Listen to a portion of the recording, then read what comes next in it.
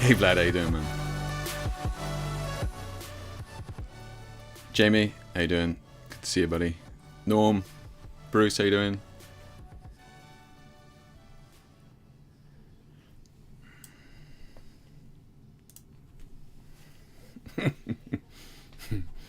Right, let's get that.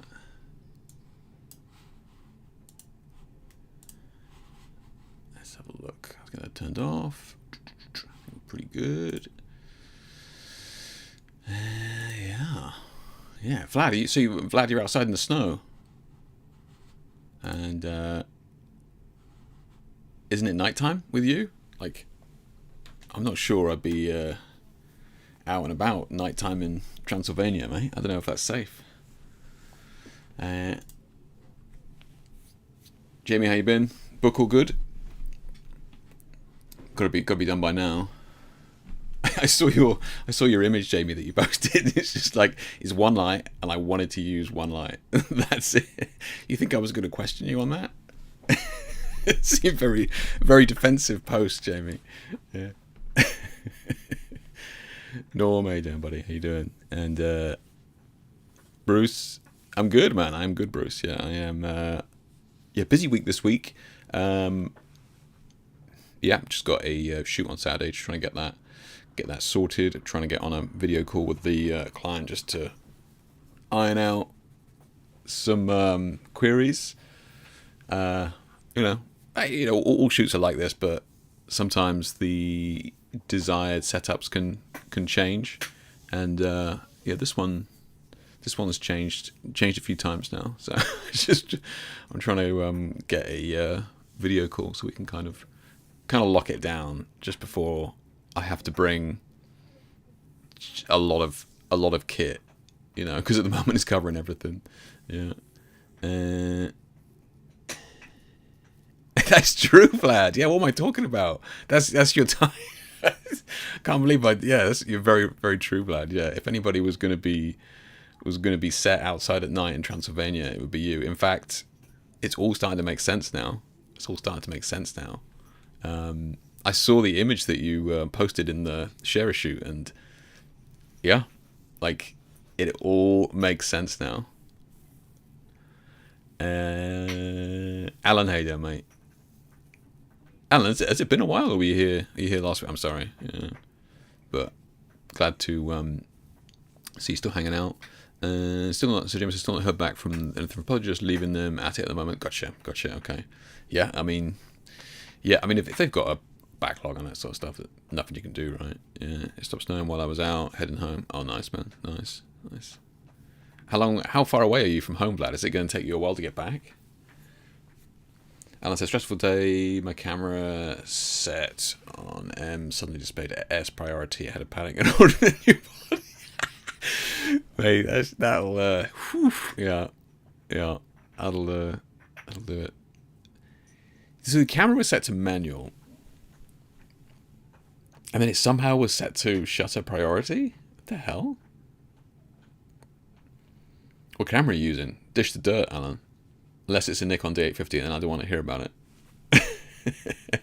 Tell myself I'm posting the image and I'm going to come back later for a caption and stuff. Yeah, nice. Good. It's been a week so far. What are we going to do here today? Well, if you're new, welcome. You made it. We every couple of weeks do a live stream where just cover some bits and pieces, like some recent releases and that sort of stuff. It's really just geared around a little bit of camera news and that sort of thing, but predominantly lighting, I suppose, is the main focus here. And do that. I don't have a topic targeted for today, but so it might not be a hugely long one, but it'll give us more time to go through the images anyway, which is good because we got some incredible images in the share shoot. So let's just have a look at that. If you guys have missed that, or you're new here and you haven't shared an image, let's have a look at that.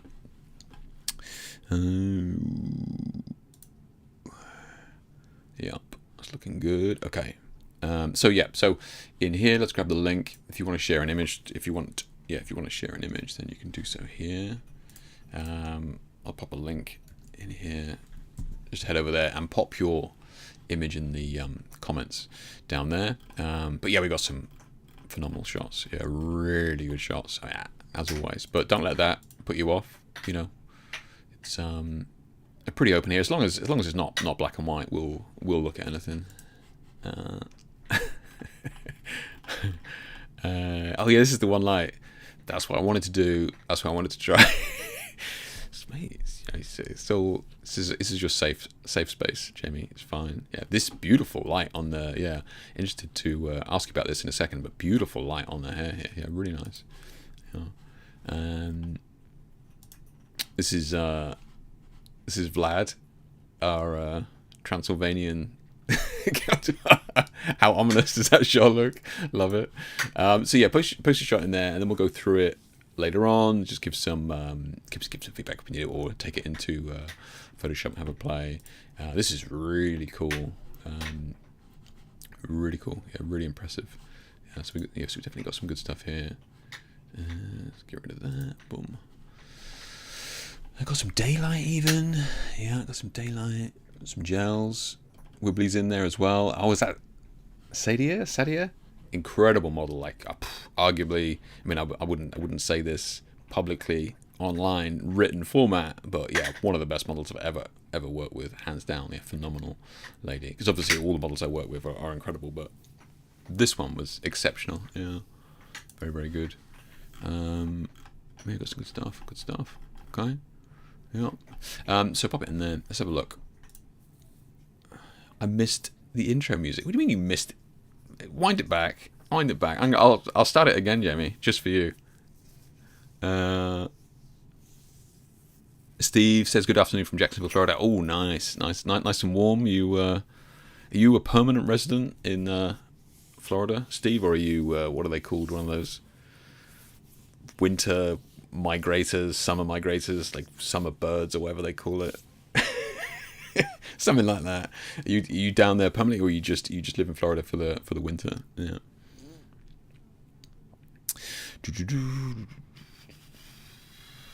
Oh, so let me just reread Alan's comment here. Stressful day. My camera set on M suddenly displayed S priority. Had to panic and ordered a new body. Sony A7 III. Did you get a direct replacement, Alan, or did you upgrade? Is there a newer one, like the 4 or something? Yeah. Grabs, how you doing, mate?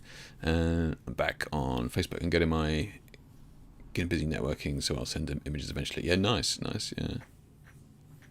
Yeah, do it, Steve, do it. Yeah, I had an email the other day from a regular on here, and he was like, look, I can't be on Facebook anymore for reasons, and look, I get it. But that said, it's just a very easy place for us to kind of share images in the comments here, and you guys can add descriptions and like videos of BTS, and it's just super convenient. And like, unless I set up another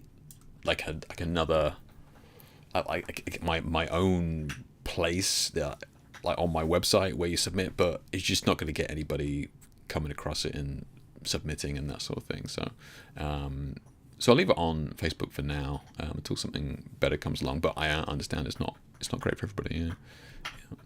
Yeah. Jimmy says, "Oh, you see, just a 90 octa and flash." Okay. Yeah. Look, man, that works, man. You done good with that for just the 190. Yeah, it's good. Yeah, beautiful texture in the hair. Yeah, I also have a blue Provia inspired version of that same shot. If it's the Transylvania thing, but nice, man. Nice. Yeah. As Steve says, permanent long as I'm in the Navy. Oh, you're in the Navy. Okay, Steve. Okay, cool. Nice. Yeah, I mean, there's worse place to be stationed, man. Yeah, definitely. One day I'll post some desaturated image. Desaturated. We can tolerate desaturated. One of these days, somebody's going to come in here and go, Jake, this is 99% desaturated. It's not black and white, and I'll have to allow it. I tell you, Cydia was amazing when you asked me about her on IG. I did tell you Cydia was amazing. Oh, really? Was that you, Sin? Okay, fair enough. Yeah, I mean, phenomenal. That's just incredible. Yeah, incredible model. Yeah, and it's almost had 2 billion images. So I was thinking the other day I might have to get back out and shooting. The day it played up, took a battery, open, reset. Gotcha. Okay. Well, I mean, that's fair enough, man. You had a good run. Yeah. Since as you considered setting up Discord channel, yes, we have looked at it, and I just haven't seen many great examples of it kind of working. I know some of you have Discord, and I use Discord for gaming and that sort of stuff, so I'm comfortable with it. It's just a lot of people kind of don't, and unless it's kind of monitored, Discord channels can kind of devolve quite quickly. But we'll see. It's something I'll keep an eye on. I know we've discussed it before, right? ProEDU went to Discord and it just all went belly up, and kind of didn't.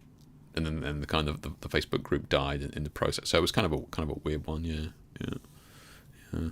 We're retiring in about 4 years too. So we'll see if over here settle down. Oh, nice. Yeah, might need to go somewhere bigger photography market there. No, I think you'd be surely you'd be surprised, right? That's a major area there. Yeah, I'm sure there's plenty of needs going on, right? Maybe you just gotta. I don't know. What's the demographic there? I was talking to a guy the other day. One of the guys I've mentored in the past and that sort of stuff, and he was saying that his business now is kind of like mature women. It's kind of wild, right? They're like 40s and 50s women, just kind of like, it's not boudoir, but it's kind of like sophisticated boudoir. So it's like really, really kind of polished, beautiful portraits, and you know, he can do the sexy stuff as well if they want, and you know, it's like a lot of money. He's charging a lot of money. You know, these ladies are, you know, at a point in life where kids have kind of left home. They've, you know, maybe of that generation that have never been kind of comfortable spending money on themselves, right? You know, 40s, 50s, that sort of thing. So this is kind of like the first time that they've had, you know, that kind of expendable income to spend money on themselves, that sort of thing. So, and when I say that's what he does, like that's all he does. Like that's his business. Which is great. And, you know, it's in the US, but and yeah, it's, you know, it's a great example of kind of knowing your niche and kind of drilling down on it. And like you can't do it in every region, of course, but it is interesting that is a thing. Yeah. I've heard of a couple of people not doing it solely, but doing very good business from that kind of middle-aged women portrait. Yeah, it's good. Yeah. So let's have a little chat about some of the news and bits and pieces. Actually, what wasn't on the topic? This kind of came to me today earlier on when I was having a think in the shower, and it came to me today. We could kind of try and do something where you guys could kind of bring images that you kind of love, and we could kind of try and break them down, like look at how they were kind of lit. We can open up the virtual studio in the satellite 3D and kind of start building some setups based on some images that you guys love, because you know it could be an interesting exercise. Maybe we don't make it a regular thing. Maybe we could just try it once and see how it goes. But I did it recently, helping out a guy, mentoring a guy, doing a session. He was like, look, you know, got a shoot coming up, and this is the sort of work that I wanted. This is the sort of, you know, shots I want to do, and the client sent me this mood board and that sort of thing. Can we go over some ideas on lighting and that sort of thing? So, you know, we grabbed some of these images and we jumped in the virtual studio and kind of went through, you know, my best guess on how some of these shots were lit. And useful exercise, I think. You know, there's lots to learn from doing that. So might be something we could try. I'm saying it out loud here so that you guys remind me. Yeah. If it's something that you think could be cool, you know, if you've seen some shots, you'd be like, I wonder how that was lit. We could kind of try and take a look. Let's have a look. Where's the? Let's have a look at the news here. So we'll just go through a couple of these. We got Nikon ZZ whatever announcing some of their new lenses this week. We got the 35mm 1.2. Like that is kind of wild. That is kind of wild. How much is it? Yeah, right there in front of me. 2,000. So nearly $3,000. So you gotta really want that lens. And is anybody shooting the Nikon Z, however you want to call it? Anybody shooting on those? Anybody impressed with it?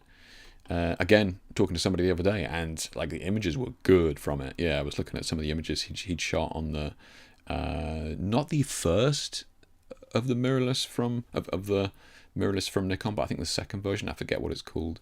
And yeah, really good. Yeah, really good. Yeah, beautiful images. 2009. I know, Sin. I know, right? It's crazy. It's crazy now. Yeah, who'd be a photographer, eh? But yeah, been good stuff. Yeah, so much nice lenses on. So little kidney says, "Oh, it's true, Thomas." Yeah, it's true. That's true. Yeah. So Nikon announces the Nikon Z 35mm 1.2 fast prime for professionals, and I don't know. I mean, they just call it for professionals because it's expensive, but I mean, it's all funny, all this stuff, right? You got the with its f1.2 aperture, Nikon says 35mm prime is designed to create smooth, natural bokeh and help subjects pop from their backgrounds. 3 ED and 1 aspherical ED element aimed to correct chromatic aberrations and maintain edge to edge. So, is there is there any? We've got a couple of shots there, but not many. Yeah. Okay. Too early to say. I mean, yeah, I guess we got tiny bits of bokeh there, I guess, but I mean, yeah, it would need to be. We kind of spoke about this before, right? Like these early images from certain companies before something comes out, and I've heard stories where the photographer using this kit before it's been released is under fairly strict guidelines of what they can and can't do. For example, no geometric shapes and horizontal lines, and no direct lights coming into the lens. No kind of specular highlights on chrome and metal and that sort of stuff. So really kind of strict as to what you can and can't shoot. So this is kind of why we get some fairly limp images coming in from some of these lenses where you're just like, oh, got it. I mean, that's cool and all, but like I don't really feel like it's being pressed. Like you're not going to have flare coming in with chromed highlights where you may see any chromatic aberrations, and you're not going to see because like here, like, I mean, I don't even know whether this has been straightened or not. If it hasn't, then great, but yeah, it is always tricky to know until you can get kind of like almost like some random dude on Reddit who has got it and was just like, yeah, just share some of your shots so we can actually see what it's like. Yeah.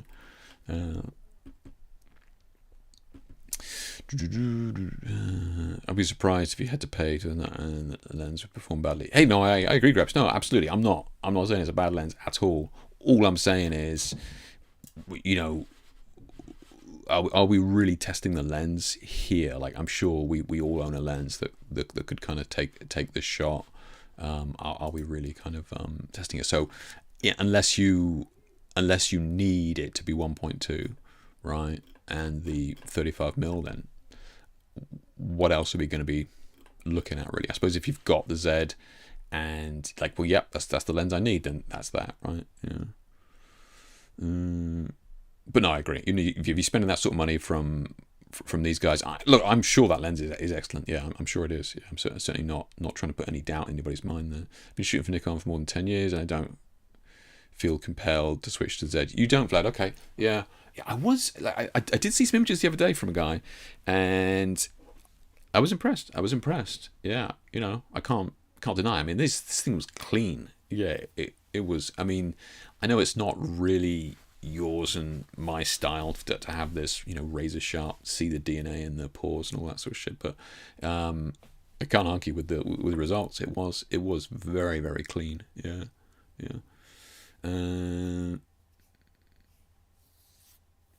About a Nikon ZF, got it for 1300, brand new. Only got it as a B cam, but never used it because he's happy with his ZA. Oh, really? Interesting. Okay. Yeah. Oh, cat size bokeh, so no fun allowed. What do you mean by cat size bokeh? Do you mean it's ellipsed, as it were? So like a ellipsed, yeah, rather than a circle. Is that what you mean? I was going to make it look shit before the early adopted blow their worlds on the new lens. Exactly, Sin. Yeah, no, I agree. And yeah, I do find it wild hearing those stories in the modern era. I suppose it's just naive of me, but yeah, I think it is kind of crazy. I suppose they just, yeah, it just screams they don't have any confidence in their customers. Like if you've got a light coming into the lens, like everybody's expecting it to flare and have that effect, or like the bokeh, or to see highlights and that sort of thing. I mean, yeah, it would be nice to see some more variety in the images from these lenses before you start to spend like $3,000. Yeah. Well, while you try to be nice, I can just be like those images of some you can watch. Look, Yeah, they are safe portraits, right? They're very safe portraits, and maybe that's very kind of practical for like a corporate headshot of some dude or something like that, and that's fine. But I would add on to that it would be nice to see more variety, right? Because whenever these products come out from, and I'm speaking about Nikon specifically here because I haven't really spent a huge amount of time in the other ecosystem, so I'm specifically talking about Nikon, that the images are very, very safe, right? Just very kind of safe to the point where actually we're in an era where you could go, is that AI? And look, I'm not being mean. I'm just going, look, when images are being put out there that are so safe like this, it's just kind of difficult. And look, maybe I'm not the target audience, right? So maybe it's not relevant to me, but it would be nice to see more variety. Yeah. Here's what I meant in the photo of the basketball on the right. Oh yeah, gotcha. Yeah, you see, yeah, the because I was looking at that, Gripes. I was looking at that, and I was going, is that the lens, or is it just somehow them falling in a certain way and catching the light? But you could be right. I mean, that one is definitely there. Yeah. I don't know. Surprised Nikon shared that one. Only got the ZF because it has color profiles that are supposed to attempt the RAW. Is it any good, Sam? Yeah, because obviously Fuji's got beautiful profiles in there. I bought the original X100 back in the day, right? The little one or something on the shelf there. I think I took it to Hong Kong a million years ago to do some when I was traveling over there to do some travel shots. I mean, it was a beautiful camera for that type of thing. And I think subsequently they have added some very respectable profiles, film profiles. Most of us shoot RAW anyway, so it's not really a thing. But are you saying that you like the ZF because the film simulations and you shoot in JPEG? Because they don't apply to the RAWs, right? Confidence in the product. I agree, Sin. I agree. I think that, like we've said up here, and like you said, $3,000, Christ, and then Gripes followed up with, I'd be surprised if you had to pay, $3,000 for a lens that performed badly, which I agree with. And I know that their products are good. It's just a shame they don't kind of show that really, show that breadth, in my opinion. Yeah. Hey Ed, how you doing, mate? Good to see you. Ed, what camera are you shooting on? Are you shooting on the Nikons, Ed? Yeah. Also, how is it the basketball where there's so much snow on the ground but the ball won't bounce? Environmental portraits, man. Look, it's killing me that ball is probably 2 stops overexposed, right? Like, I'm letting it slide. But like this dark skinned gentleman has not been correctly exposed. That's all I'm saying, right? Like you are on the Z8 Edge, yeah. I thought you were, because I've seen your images, and your images are very crisp. If you're just joining, we are just talking about the Zs here, and the talking about the new 1.2 35mm for the Z. Is this something that interests you? And I was kind of saying that I saw some images, it might have even been yours, that were incredibly crisp. Yeah. Anyway. Yeah, I sold my Fuji gear and switched to the Nikon Z6 and Tamron 35mm. Makeup was super happy with it. So you're on the Tamron as well. How are you finding that Tamron then? Because Sigma over the last 20 years have had this like rebirth, right? Back when I started, in the film days, Sigma was kind of a meme, right? It was definitely a poor person's lens, which I was as a student, and we typically couldn't afford first party lenses, so we would be picking up the Tamrons and the Sigmas back then. Now, Sigma lenses now with their art lenses are beautiful lenses, just incredible. I would have no hesitation to use a Sigma lens, especially one from the art series, and I wouldn't even think twice about it. In fact, in some instances, you would probably reach for that first, just because it's got a little bit of character, So they've had this reemergence, but Tamron though, like Tamron's obviously still chugging along. Are they in a good spot now? Are they kind of like, yeah, they're cheap, but they're okay. But if I could get first party, I would. Where is Tamron sitting these days? Yeah.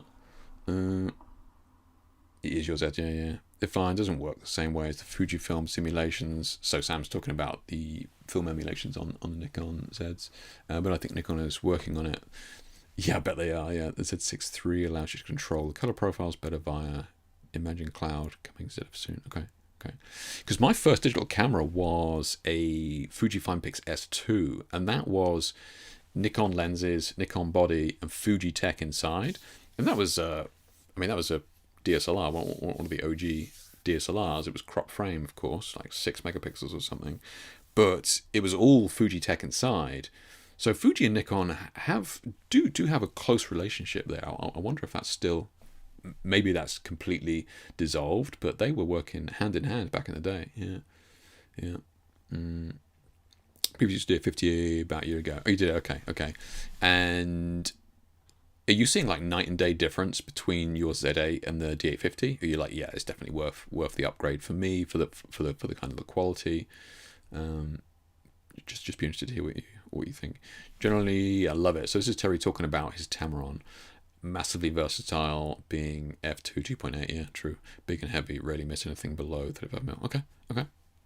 Good stuff, man. There you go. Good stuff. I mean, can't argue with that. Yeah, it's been a long time since I've shot on a Tamron. Yeah.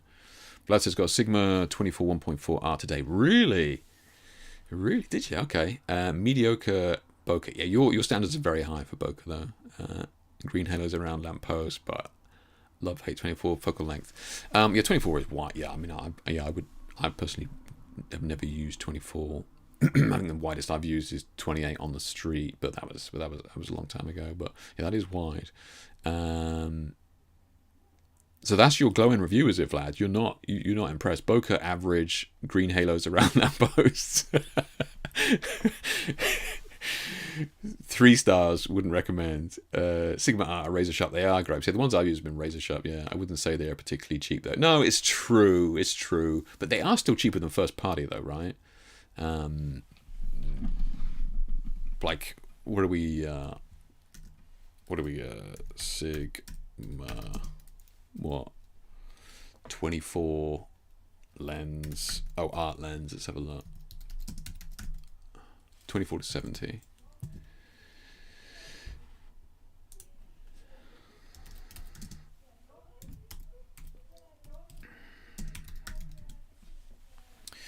Let's have a look what we got on the prices here. So we got Sigma 24 to 70. Do they do an art? That's an art lens. Is that second hand or brand new? Looks like it's brand new.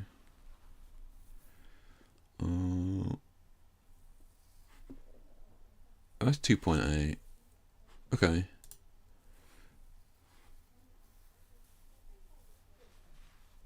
That's used. That's my lens, actually. That's my lens.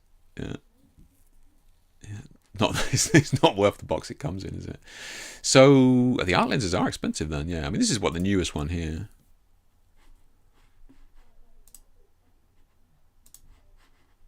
Yeah, the newest one here. So it's $2,000 for 24-70. That seems a lot for that, if I'm being honest. Yeah. But you're not wrong. I mean, they're not cheap anymore like they used to be. But I do think that they, when you compare it to the other lenses, I do think it's kind of a fair price. I'm just such a sucker for kind of buying into the first party lenses, if I'm honest. Unless it's kind of an art lens, then it's fine. But yeah.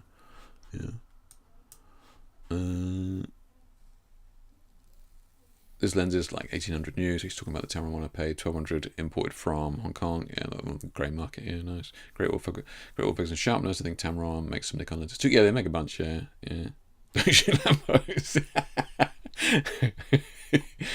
Hey, the original Sin giving out the free CC here. I love it.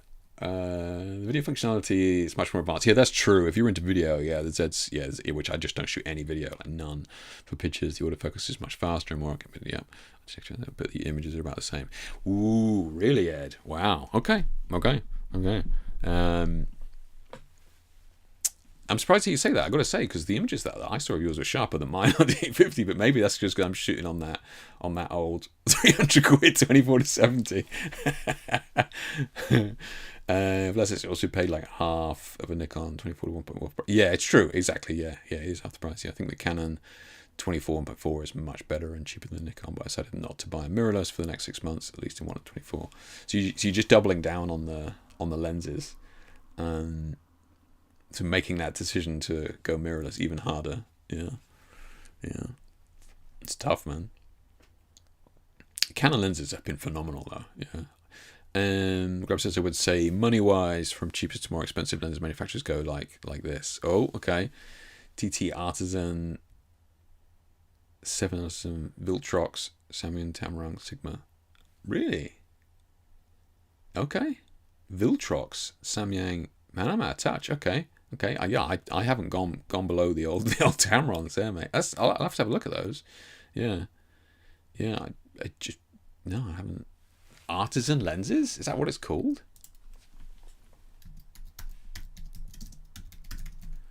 Artisan lenses. Is this what it is? 7 hours. Here they go. Okay. All right. You guys all familiar with these, or is this just me? Right? You guys heard of these? So what we got?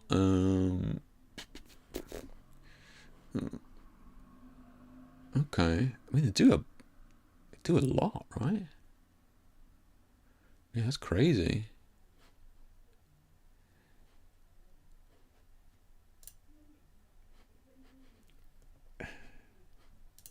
Let's have a look. Z mounts. Is this real? These prices? What? Bullshit. Autofocus 85mm 1.8 for the Z, $300. Bullshit. Has anybody tried these? Are they any good? What? It's got to be terrible, surely. They're $300. I mean, it's hardly the biggest risk in the world, is it, to see if they're any good? Does anybody use these? Bill Droxon does it a while. It's a brand. You done like no projection. Yeah, do you know what I was calling it? PJ in the article as well. Come on, Jay. You should be able to get that. Review really tempts me. Yeah, tempts you to what, Sam? What are you tempted by? Tempted by the actual unit itself? Yeah. My old Canon EF lenses have new life. Canon from sharper than the Canon. So Wayne says my old Canon EF lenses have a new life on my Canon R5, heaps sharper than on my. Really? 5D Mark IV. Interesting. So it's kind of like the chip was kind of holding back that glass. That's interesting, Wayne. Okay. Interesting. Yeah.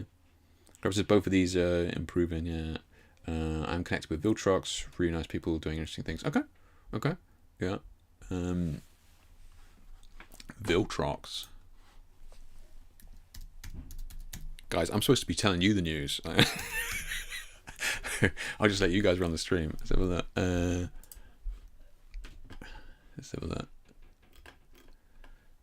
Oh, they do the cine stuff. Okay, so we got here type. Full frame. We got the Z mount down here. Let's have a look. There's a lot of Z mounts. Yeah, okay, so a little bit more expensive. So we got so what were we looking at before? We were looking at 28 or 85mm 1.8. We got 28, 85mm 1.8. So it's a little bit more expensive. So we got $400 here for this fella. Okay. It's a little bit more expensive. Okay. All right. So who gave me that rundown on crappest to not so crappest? Who was that? Lost it now. But it looks like you're on the money. Yeah, it looks like you're on the money. Yeah. Okay. I'll keep an eye on these if I ever see them. But I mean, you can't. I mean, that's if you needed one of those. That's crazy cheap. I'm amazed at that. Yeah. You know, people doing anything. Okay. Yeah.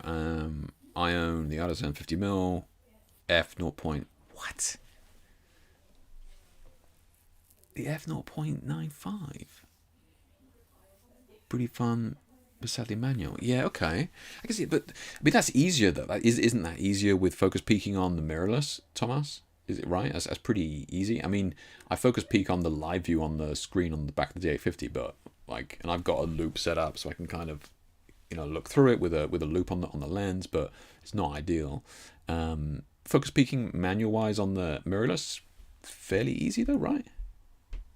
Yeah. Glad seen it. Okay. Yeah. Tempts me to get it. Oh, the yeah. Have I got that listed here? I want to have a chat about that. Have I got it listed in the things to look at? I don't think I have. That's stupid of me. Yeah. Thanks for reminding me of that. Yeah, I'll have a look at that in a minute, actually, Sam, because I wanted to kind of chat about that article because there was a couple of interesting bits in there. Google this. Google this.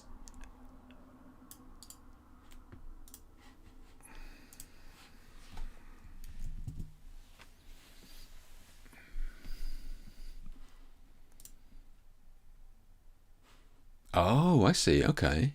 Shit. Damn. I mean, for those 2 times a year where I go outside, that could be cool, right? That's wild though, right? That's nuts. Yeah. That's. Oh, this thing. Okay. So 75 mil 1.5. 75 mil. What the hell? Okay. That is doing crazy work, Vlad. Yeah, that's nuts. Kind of tempted. I wonder what it's like with a painted backdrop. I occasionally do painted backdrops and that sort of stuff. It could be good. Could be good. That could work. Yeah. I'm more interested in hard light than soft light these days. Yeah, same, Sam. I think the thing is with the hard lights is you can make them soft, right? But you can't make hard lights soft. And in fact, with the hard lights making them soft, they're actually a better quality than the soft lights that you would typically use, like a softbox. Yeah. So look, I'm right there with you. Yeah. The Victrox Pro lenses 75 and 27 I had Fuji, and they were incredible. Well, okay. Also really cheap, super sharp, fully metal f1.2 lens. Yeah. I mean, look, it's true. They are looking, considering how crazy that bokeh is. Yeah, it's pretty. Yeah, that's pretty wild. Right. So where's that image?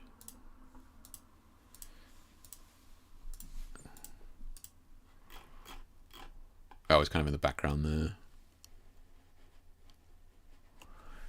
Like, I think you don't need it. I don't need it to be super sharp anyway. Like, I mean, I know it's difficult looking at JPEG on the internet, but I'm sure that'd be fine. Yeah.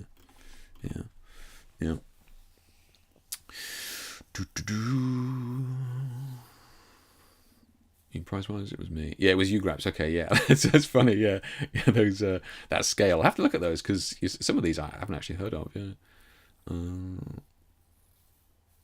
There are budget options unless you shoot with Canon, where they have locked them out and don't allow companies to produce lenses.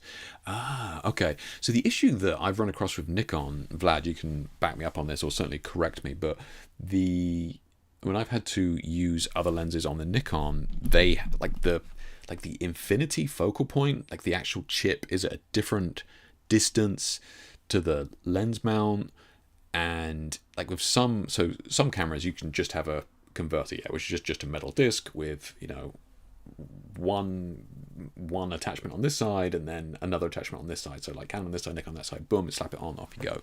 But with the Nikons, you kind of needed the Metabones adapter, which had a lens in it, because it was really difficult. I've got certain lenses like the old Helioses and that sort of thing. You can't focus them because the distance is too shallow. But you're saying Canon just doesn't allow anybody to produce for them. It's kind of dumb, man. It's kind of dumb. Yeah. M42 distance is shorter on the Nikon F. Yeah. That's it. M42. That's right. Well done. Thank you, bud. Yeah, that's it. Yeah. Goldfish look dizzy as well. Yeah, right. Yeah. It's easier, but you have to have quite good eyes. So you're talking about the focus peaking in there. Yeah. Is it? Because I've only done focus peaking. I did focus peaking on the GFX back in the day, but that's like it was in a studio. How hard is focus peaking out in the daylight? Is it just super bright? Does it become harder to see the zebraing and that sort of stuff? Because I've never actually done the focus peaking out in daylight. Is it harder on those EVFs? Seems like the Helios book. Yeah, exactly, Bruce. Yeah, exactly. Yeah. I mean, yeah. Yeah, and that's the cat eye somebody was talking about as well. Yeah. I'm going to guess that the patent on the Biotar expired and anyone can make the Helios nowadays. Ah, clever boy. Yeah, that's what it is. You're probably right. Yeah, you're probably right. Yeah. Good example of how much the lenses adapter the Helios 4.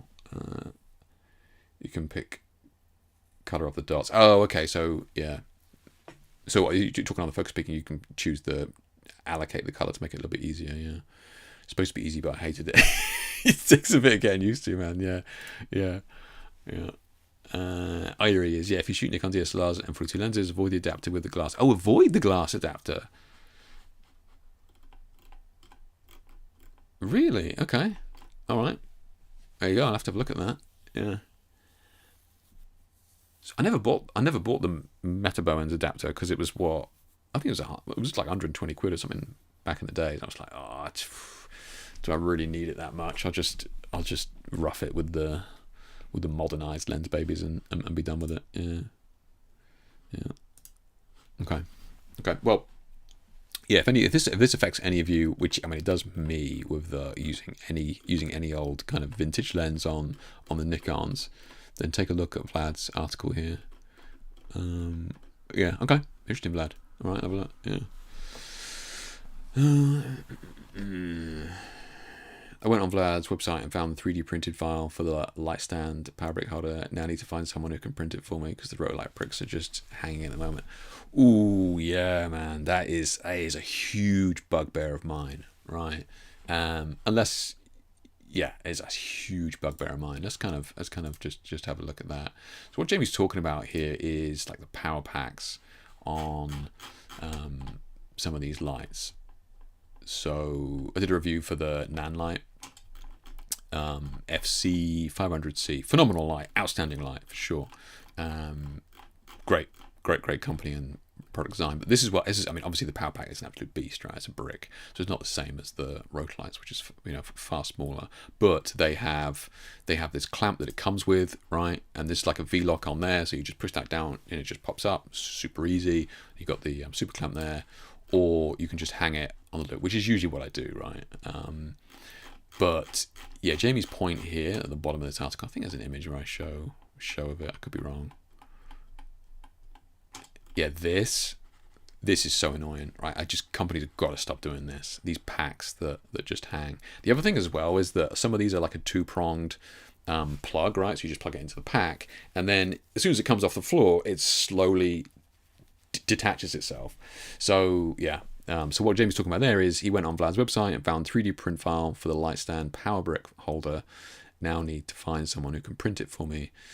Which I mean, I think we spoke about this on here before, but I think Vlad said that there are people out there who will print fan of focus peaking. Do you guys not use it on manual lenses, or you just don't shoot manual and it never kind of comes into play, or do you find it just not work, or what? Yeah. I struggle with a manual focusing an optical viewfinder. Yeah, Sam. It's a skill, Sam. It really is. It's like anything else. I don't think you're doing anything wrong. I just think it takes a little bit of time to kind of get your head around it. I know I did an article like a million years ago, and it was kind of trying to help people to manual focus. I got absolutely slayed at the time because it's like, oh my god, you're teaching me how to manual focus. It's like, well, either you're taking in focus shots or you're not. And yeah, it's kind of like, because you're trying to, the brain is really good at filling in the gaps, right?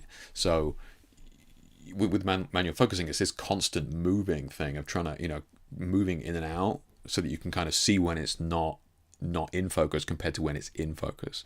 And this is where I think people get stuck because they go, oh, okay, that looks in focus, and take the shot. You got to, because your brain is just going, yeah, that's close enough, right? But with manual focusing, in my experience, you've got to be constantly shifting it like that so that you can constantly see it coming in and out, and then just tighten it up, and then you kind of grab it like that. That's just me. But I do know that the brain is just like, yeah, that seems in focus, take it.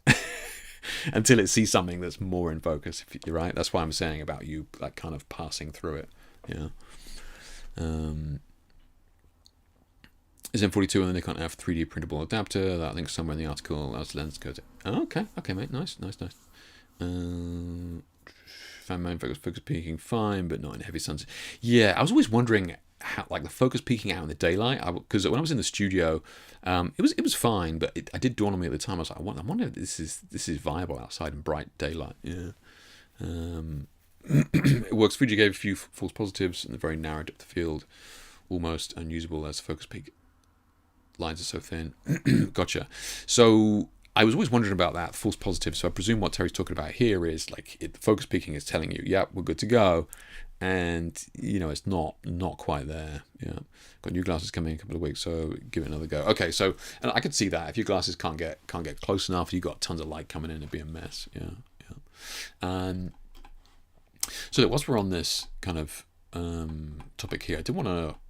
Sam brought it up, and just wanted to kind of mention it here. So, put out an article last week on the Nanlite projection attachment, right? Which is this absolute monster here, right? This is the unit here. This light is a big light. I just want to be clear on that, right? So this thing is huge. This is really only for people working in the studio and have space, C-stands and that sort of stuff. You're really not going to be putting this on a regular stand. But this thing is an absolute beast. Massive lens. I mean, huge lens at the front, so it's incredibly bright. And I was kind of trying to, I was writing this article, and I kind of wanted to just go, trust me, bro, this is really cool. You should pick it up, right? But I'm not a YouTuber, so I had to kind of back it up. So I kind of did some tests with other kind of hard lights just to kind of show what we're looking for, and it ended up me trying to define what great hard light looks like, and it's kind of interesting. So controlling the light into a spot, yeah.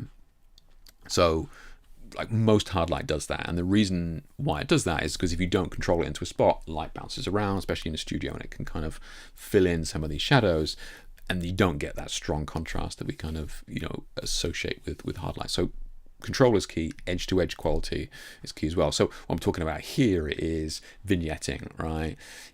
I've got an optical spot here, which is one where you put your own lens on, that sort of thing, and it has a vignette similar to this, and although you've got a nice bright spot in the middle, you need to bring it so far away from the backdrop to kind of make the most of the bright spot in the middle, right? Because you're making the spot so much bigger to accommodate that you start to lose power and that sort of thing as well. So it's kind of not ideal. So yeah, clean edge to edge and shadow transitions as well. So how clean are the shadows that this hard light produces? And I kind of spoken about a couple of those things in the past, but when you start to put all these kind of things together, you're building up this visual library of how light looks, what to look out for, and I think we're in this kind of era of convenience with photography, because it's kind of ironic that back in the 50s, Hollywood glamour style lighting with the beautiful Fresnel lenses, gorgeous hard light, clean shadows, beautiful edge to edge brightness, and on the hot lights, and as we came out of that era, we kind of became a little bit lazy with it, and we kind of went away from these Fresnels into more convenience with the flashes and all that sort of stuff. So I just find it odd that we have these beautiful lights like 50, 60, 70 years ago, right? And then we kind of left them. And with the convenience of these new hardline modifiers like grids and just snoots, just real basic stuff, right? Just open dishes, you're getting terrible light quality. So it's worth being aware of it, watching out for it, and seeing how we can correct it. And here you see same thing, right? So I'm just shining a spot on the wall here with a grid, grid honeycomb. I'm sure you guys have all seen it in a dish, and this is the kind of the shadowing or artifacting that you're getting from these modifiers. That's wild, right? And you may not notice it on just the skin if you're just using it on the skin. Like, oh, I don't really notice it, but this is happening, right? I'm not fluffing this up or sharpening this or anything like that, but you're getting these kind of grid patterns effect from grid and honeycomb. That's just terrible. Now the other major thing that we need to watch out for is this double shadow thing, and this is the most common one that most people fall foul of, is this horrendous double and sometimes even triple shadows, right? And I kind of spoke about it in a previous article, but it's something that I see a lot with other photographers, yeah. So it's not just you or something like that, or and this is why it happens, right? So this is this images of this lady here, right? And this is what originally sparked this debate months ago, was when I not calling them out, but was like, come on, guys, we need to do better than this, right? And it's happening because you have the light coming from the bulb, but it's also bouncing off of the edge of the reflector dish as well, right? And that's what's creating these double and sometimes even triple shadows, right? So this is a huge bugbear from me, and it can just ruin an image and just make an image look kind of amateurish really quickly, especially if you're somebody who enjoys hard light, high contrast, black and white, whatever. Like this is, I see people shooting black and white with just an open dish. It's like, guys, you got one job. So yeah, just this, it happens. It's not just, the stars don't have to align for this to happen. You just have to use an open dish, and that will happen, right? So you just got to be mindful of it. And you may go, it's not really too bad. Like the subject's not going to be against the back wall. Nah, it's not a major deal. So I double down on the effect later on in the article to kind of illustrate it. So this is the double shadow here, right? You see the double shadow on the hard edge of the vase here. So, okay, maybe it's passable, and most people aren't going to know and that sort of stuff. But look at how much definition we lose when we start to add more layers of depth to the shot, right? Because at the moment this is one dimensional. We have vase, nothing else, and then just a white wall. But now we have tons of little layers and planes of depth that are going to be casting their own shadows. So now it becomes just very, very messy and lost, right? Compared to exactly the same exposure, right, with a proper hard light, razor sharp shadow here, crisp. But look at how much more definition we have in the subject, because we are only casting these single shadows throughout the depth, right? So we have just this a lot more contrast, a lot more depth, a lot more detail because of it. So this is one of those examples where, Jake, you're giving us this, kind of exaggerated example of just, somebody standing against a white wall. And, I don't know, it's not really a big deal. But this is happening with every single element in your image that's casting a shadow, right? So these double and sometimes even triple shadows that I'm seeing in professional images, and I'm not calling people out, I'm just saying, don't feel bad if it's happening to you, because it happens a lot. It's something to watch out for, and it will give your images that extra kind of crispness overall through lighting alone. And that's what I mean. I just find it weird that we had this back in the 50s, and we just it's quite a lot of work, it's kind of expensive. Do you know what? We'll just kind of ditch that. So usually tech is kind of helping you create better and better things, but in the photography and lighting world, especially with modifiers, it just hasn't been like that. And fast forward to like the 70s and 80s, you guys seen any of the OG Playboy shooters back then? I forget, there's a couple of really famous ones, but the guys that used to shoot Playboy back in the 70s and 80s, that's a lost art. Those guys didn't have Photoshop, right? This is pre-Photoshop, and they're photographing sometimes a full body, and it has to be flawless, very even. How many of us have photographed a girl and the hands have been a different color to the neck and the the legs and all that sort of stuff, because it's typically to do with the lighting and the density of the light that we're using on different areas of the body. And these Playboy shooters were absolute craftsmen. Okay, granted, some of these setups were like 10, 20 plus lights, but it was and it is this kind of lost art, because nobody shoots like that anymore, because fix it in Photoshop. What they were doing with light was phenomenal back then, absolutely crazy. I might see if we can kind of try and look at some of their work without breaking any censorship rules or T's and C's here, but some of the stuff that they did back then, it's like, how is that not photoshopped? It's crazy. Yeah, it's crazy.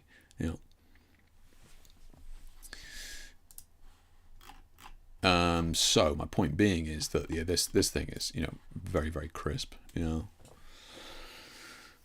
Let's have a look at what we got here.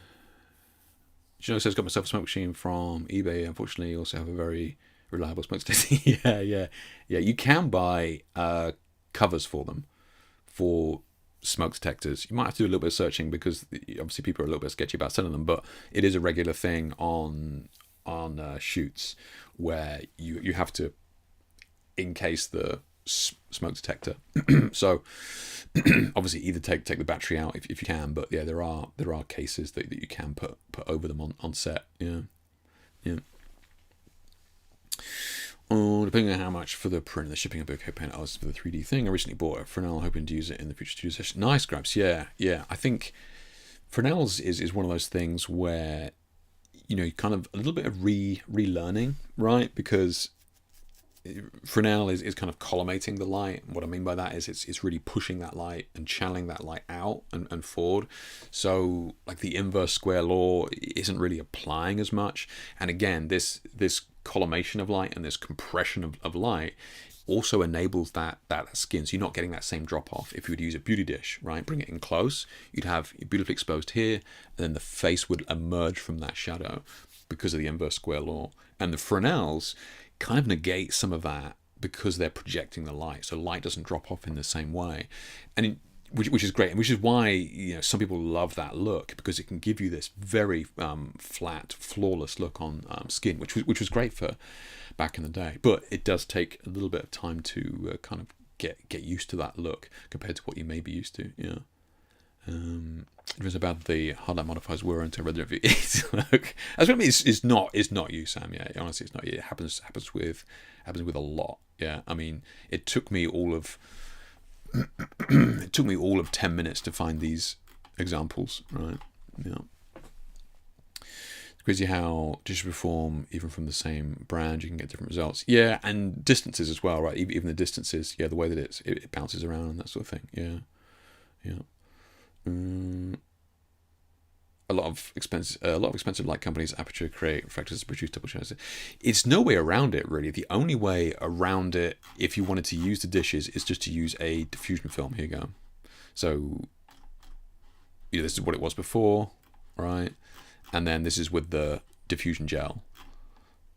Now, it's a big difference, but now we have softer shadows because the light is softer, it's bouncing around the room, but we have eliminated that double shadow. But it's not a hard shadow and the shadow isn't as contrasty. But if you're like, well, this is all I've got, then yeah, it's always worth bearing in mind you can put a diffusion gel on it. Or Profoto. Yeah, I mean, those ones at the top were Profoto's ones. Yeah, you think expensive tools didn't have an issue like this? It's not. It's just a cultural shift. People have gone for the convenience, and you have to bear in mind that a lot of the people at these companies don't know any better either, right? And I'm not throwing stones, but that's just the nature of the business, right? Do you have any examples to show us from those Playboy photos? I know, all joking aside, I am going to see if I can find them, because they are, like, it is nuts to think that these were done pre-Photoshop. It's just flawless. Yeah, absolutely flawless. Yeah, and again, nobody shoots that anymore, really. Yeah. A smoke machine, Tilly Skin, handheld device are awesome. Are you using the handheld ones? Yeah, I've got the Smoke Ninja here, yeah. Wait, what's the difference between channeling and focusing again? So, channeling is a snoot, right? So you have your whatever it is. I think I've got a picture of a snoot here. I'm sure you all know what a snoot looks like. Yeah, so this is a snoot, right? So the light goes in here, and then light bounces down there, right, and then just somehow most of it ends up falling out the hole at the other end, right? So that's channeling the light, where it's just kind of just doing all this, which is why we end up with this very soft, heavy vignette there, right? Shadows aren't too bad because the hole that it's coming out of is small, right? So the shadows are not too bad. because the hole is coming out small, but you have to put this a long way away from the subject to get that nice and big. So that's channeling the light, and then focusing the light is really only present in something like a lens here. So we got sharper shadows, or the this monster here, right, which has actually got a focusable lens. Yeah. So you can make it razor sharp if you want, and soft if you want as well at the edges. So channeling is light rattling around inside, and then focusing is typically with a lens. Yeah. Hey, no worries, Tommy. No worries. So thanks for reminding me about this article, Sambia, because I did want to kind of mention it, and I forgot to, because some of the examples that I was kind of going through in here, and then it just kind of dawned on me to kind of do this test as well. And even I was like, that is actually kind of surprising. You know, I mean, I knew it was happening, but when you actually see it and looking for it, it's kind of wild how evident it is, and just how wishy-washy the light of this hard light can become so quickly. Yeah. I got you weren't familiar with the term because YouTube never used it. I know. I always shit on the YouTubers, but I'm only messing. Really, you know, everybody's got to make a living, right?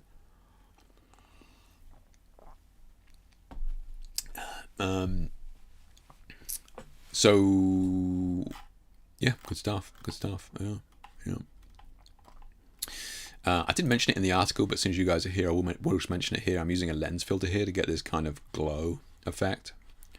Right, so I'm using, is it CineFX, the lens filter company? They have like a dreamy filter or something like that. It's like 40 quid. Nothing crazy, but it just gives these glow to the highlights. Yeah. I mean, Black Pro Mist probably do the same thing. Yeah. These images turned out beautifully. Yeah, and this is another thing. Last thing on this, and I promise I'll move on. Right. This is kind of another thing with lighting techniques that we kind of see being shared around. And look, you know, I share lighting techniques as well. But what I do try and do with mine is, if I'm using something, I try and make the lighting technique or the effect that I'm doing to improve the image, right? So what I mean by that is, often you'll see somebody using a gobo, and it's like, they're using a gobo. It's obvious they're using a gobo. Or the mylar shots and that sort of stuff, right? Is, you know, it's how can we use modifiers and techniques to kind of make the final image look really cool in the process of using this technique, but without that technique dominating the image, right? So when you first see the image, you're like, oh, gobo. It's not. That's not what I'm trying to do. And here, I think, is kind of a good example of using this modifier and the gobo without it screaming like, oh my god, he's using a gobo, sort of thing, right? It's how can we use some of these techniques to create a cool effect, but without it dominating the image. So I'm sure you guys have seen tons of projector images from me, but you won't have known that they're taken using a projector, because it's not about me trying to show you that I'm using a projector. It's about me trying to create a cool image, right? So don't get that confused, especially when, like, the smoke things is like a good example, right? It's just those handheld smoke machines, and a Rotolite told me to kind of get some shots for them, and I did. I used it, but you can't tell the smoke in the image because it's mist. I've turned it into haze, and it's not obvious. You want to see the thick 3-dimensional smoke, but it doesn't make for a cool advertising image, right? You're not selling that product. So there is a time and a place, right? If you're trying to sell the product, then yeah, make it front and center with the big 3-dimensional wispy smoke, cool. But if you want to make a cool image, you tend to want it just to be haze. Yeah.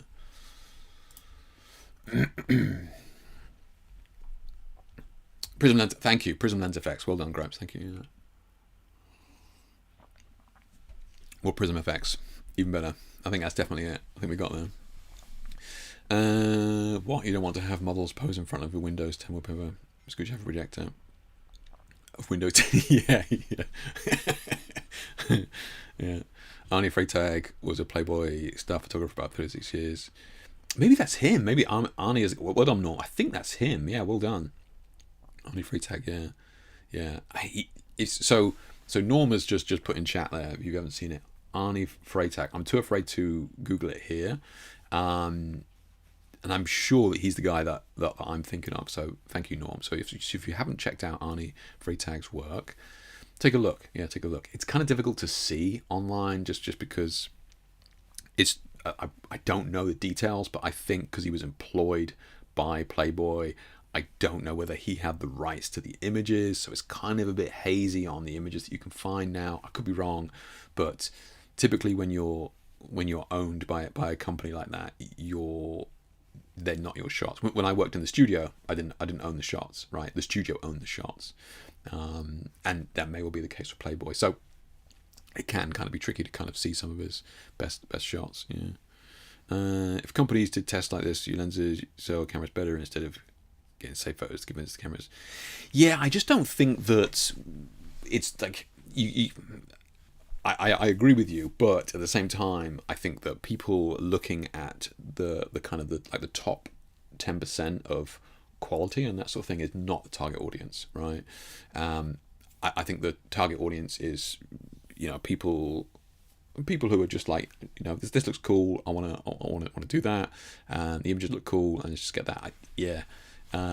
Look, Nanlite was super open with me testing their product. I think their only stipulation was there can't be any smoking in the shots. That was it. Like, fine, okay. So do what you want, which was cool. Yeah, and they've been over the moon with the shots that they've seen. So what does that tell you? Okay, so let's have let's try and get back on track here. I'll just quickly look at some of these. We can buzz through this, but this is just some. I only mention this is because I thought Olympus had died. I thought Olympus died to. Wasn't like the owner of Olympus like super corrupt, and didn't he steal loads of money from the company or something like that, and it closed? Obviously somebody bought it out. The only reason I mention this is because I didn't realize that Olympus. Or maybe it's not Olympus. They've renamed it to OM Systems. That must be what they did. Yeah. Okay. Yeah. Inspired by the Olympus. Yeah. Because I used to have this OG Olympus OM1 camera. I know some of you had the Olympus OM1. Come on. There must be some mature boys and girls in chat who owned the original OM1. Yeah. Olympus is super big with macro photographers. Really, Vlad? Why is that? Why is that a big thing? Do they just have like beautiful macro lenses or something, or what? Why are they a big deal? Yeah. Mine's on my shelf. Yeah, right. Mine's up there somewhere. Yeah, mine's up there somewhere. Yeah. Nikon releases the latest super zoom update and the cool pics. So Nikon is still bringing out these all-in-ones. Who is buying these? It's a serious question. I'm not zero judgment on this, but Nikon is bringing out these cameras. Like, who is buying these cameras? Is it just kind of like dog walkers and that sort of thing, like people who don't want to use their phone? Because I didn't realize that this was still a market. Yeah, exactly, Gripes, right? Isn't that? I guess not just me, right? That is a weird release in 2025. Yeah, I mean that is pretty impressive though. Like, what the hell?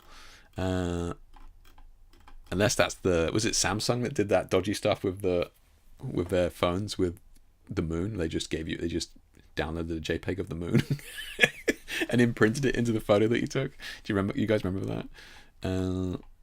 But yeah, I presume like if you're, I mean, this could be good if you're like bird watcher, walking the dog, that sort of thing. I mean, that could be. I could see that being niche, photographing wildlife and out there, but you don't want to get bogged down. So I mean, the whole unit is $1,000. Yeah, but I mean, it does one job, pretty damn well. Yeah. Gavin, he's still using. Is he? Yeah, is he? Bless him. Yeah. Is he sponsored by them? Right.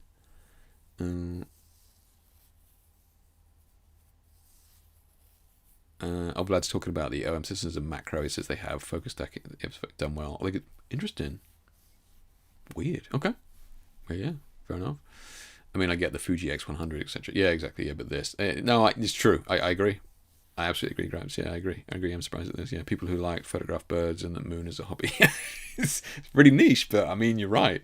I mean, it's just doubled down, right? Flat Earthers trying to prove something. Yeah. It's massive for moonpics only, yeah.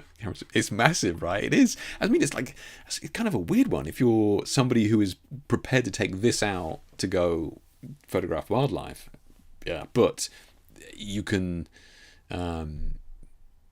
certainly get on board, I guess, with proper cameras with this for $1,000. Fair enough, yeah. I believe Sober's been using other brands, I think, because of the Adorama connection. Yeah. Oh, I just wanted to briefly mention this. So, the Adobe thing, right? So the Adobe thing here with the credits. I think last stream we spoke about using credits with the because we all kind of upgraded. Many of us upgraded to a yearly expansion and that sort of things, and we have like 250 credits or something, right? And let's have a look. So in here. Boom, if you go into your Creative Cloud and then you go, so your monthly generated credits, you can go, I've got 213 or 250 credits left. So some of you have only got 100.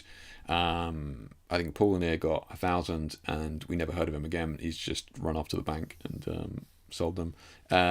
So it's been wild disparity as to how many credits have people had a month.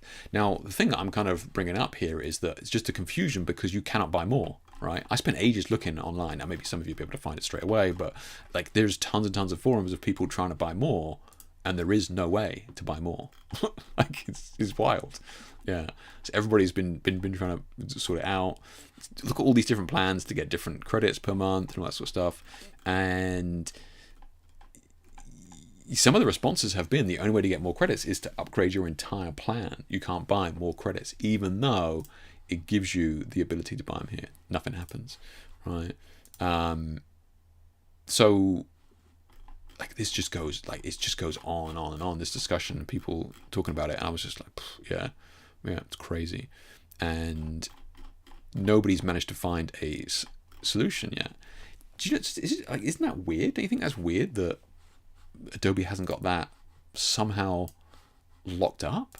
Like, people are trying to give them money and they can't do it. I find it weird, unless they are thinking that people will upgrade their subscription to get more credits, but surely that's crazy.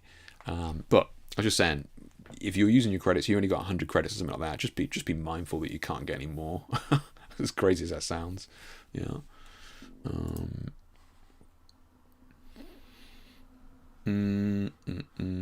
Yeah. See, it says you can, but it's just a feedback loop. You can't do it. So I just thought I'd mention that real quick, mainly just because I'll just take any excuse to kind of find out what on earth Adobe is doing at the moment. Is it just run by bots now at this point? Could well be. This was a big kind of announcement, right? This was kind of talking about, because basically Nikon bought Red Camera for how many millions? This was like last year, 2 years ago. Ever since Nikon's acquisition of Red in March last year, yeah. Nikon paid $85 million to acquire Red.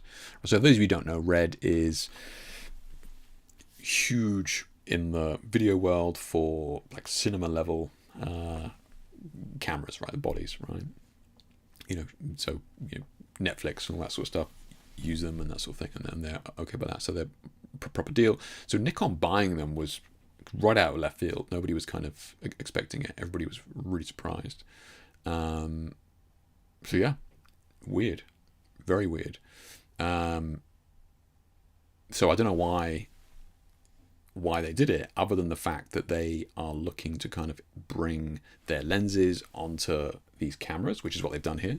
So Red Komodo X and V-Raptor Cine cameras are now available in the Z-mount flavor, which is really interesting, because we kind of spoke about how sharp the Z-mount lenses are, and I think even some of you said, oh, I've got older lenses and they're actually really sharp on newer camera. I think there was somebody talking about their Sony camera, but the same thing applies, that it seems that sometimes it's the sensor that's kind of holding back these lenses. And so from the shots that I've seen from the from the Z mount lenses have been very sharp, like very, very sharp. So I could see them being viable here. But it's interesting to have them come out on the Red camera. Now, the other speculation was that Nikon was going to use Red video technology in their cameras, right? So bringing some of the Red, very famous and industry-leading video technology so that they could put it into their cameras. I don't know whether we've seen any news of that, but I certainly haven't. Yeah, but we shall see. I wonder if they will. I wonder if they will. They've done this crossover, which I presume was far easier, right? Just to change the mount, and they've got some features on there as well. But maybe. Yeah, because to be fair, that would be fairly easy to implement, right? Like a mount, you could kind of just bring it out as a standalone product. Whereas with Red video being in Nikon cameras, I mean, probably that they're working on 2 or 3 generations ahead of a camera, right? So we may not see the Red video in Nikon cameras for like another couple of generations, just because they're already in the pipeline, So that'd be my guess, but. So the Komodo adapters are priced $1,500 and $3,500 for the standard and electronic. So the electronic ones are these ND ones. Very cool, right? I mean, I would love this on my camera mount, my lens mount. So you're basically including or increasing ND, so neutral density. So you're darkening down the lens by 1 stop here.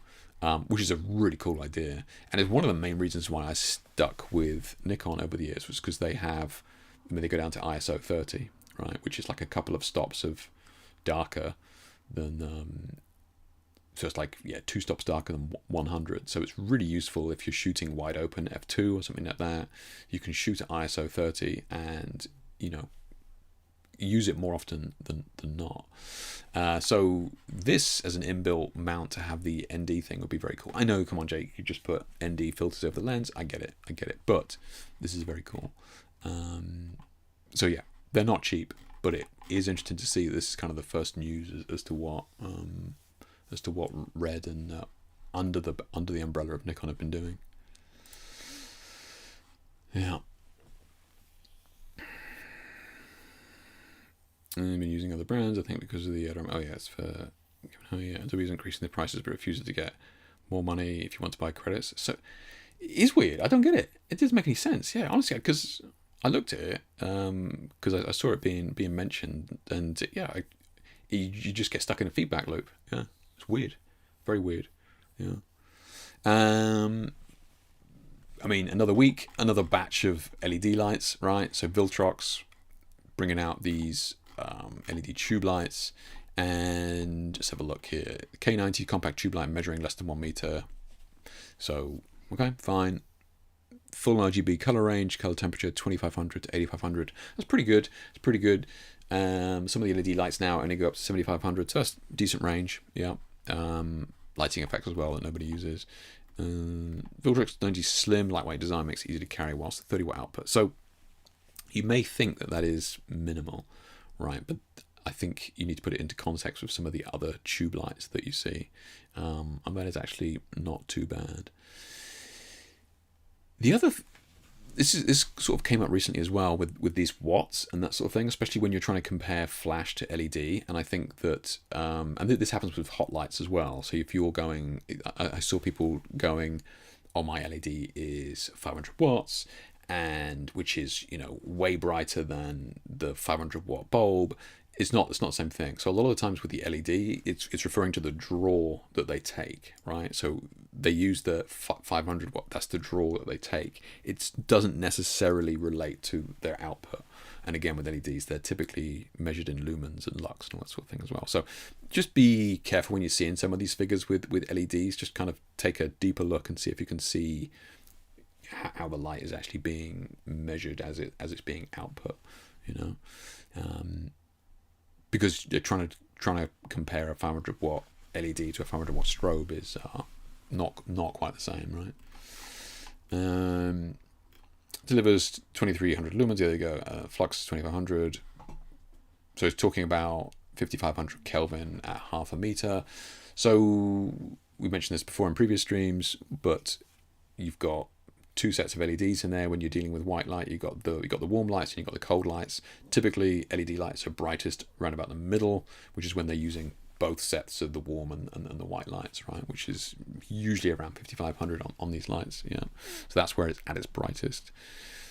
The K90 features 448 high quality LED beads. So again, something else to look out for when you're dealing with this. I know Vlad came across this problem as well when he was making his own LED strips. Was he was trying to have the LEDs kind of bunched up, a lot of LEDs in there, so that you wouldn't get the individual bright bulbs being present in the sticks, as it were, right? So you wouldn't have any kind of lull in the tube itself. So you really want them quite tightly packed. So it's also something to keep an eye on. Yeah, I don't know what Vlad went for in the end. Color rendering index CRI 95, television TLCI of 97. This is pretty standard, right? This is, if anything that's less than that now is rare. Yeah. Apps and that sort of thing. Yeah. K90 includes a built-in battery with a runtime of approximately 70 minutes. That is pretty short, I would say, but that's fine. Supports USB-C charging and will take around 120 minutes to charge. Okay, but it charges fast as well, so that's all good. And Viltrox, so $230. Okay.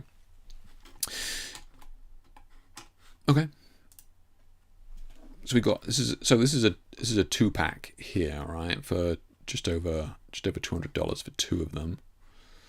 K90, so 90 being the 90 centimeters. So let's have a look at where it stands up here then. So again, we got the CRI 97, 98. So we kind of spoke about that a minute ago, but I think this was 95 and 98 down here. So similar sort of thing in terms of the light quality. And this light quality is really kind of useful for white light. I've got some really cheap tubes here that I use for the shots where I've got LEDs in shot, but I only use them in the color mode, but the white light on them is horrendous. Yeah, so there you go. CRI 95 and TLCF 97, 98. You see what I'm saying? So even, really most LED lights are kind of up there now. And those other ones went up to 8500, whereas the Nanlights only go to 7500. I'm using the Nanlights Pavo tubes here because this is kind of like the industry standard. Like the Pavo tubes have been the kind of goats in terms of LED tube lights for many years now. And here we go. So we got the brightness here. So this brightness is changing due to the length of the stick, right? The tube. So they don't give. So this is a 31. So it's, and that's at what, 1900 at half a meter. And this was 2500 at half a meter. So you see what I'm saying? So when you see that watts thing, don't automatically go, oh my god, that's just it's barely usable, 30 watts. Check these luminances and lux at that range, just to kind of get an idea of where it is. Now that being said, of course, that other light that I was just looking at there is longer, so that is going to affect this light because it's just got more of it. But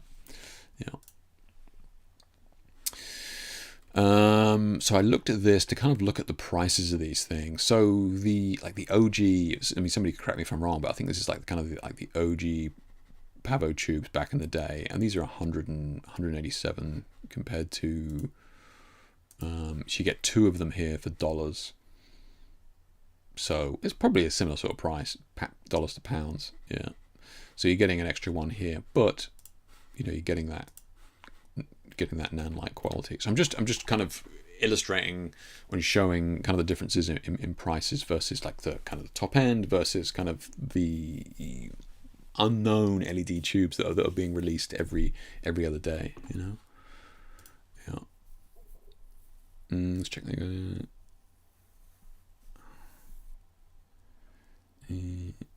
What would be the sweet spot for you in terms of power for RGB lights, whether tubes or cob? Cob is 500 for sure, yeah.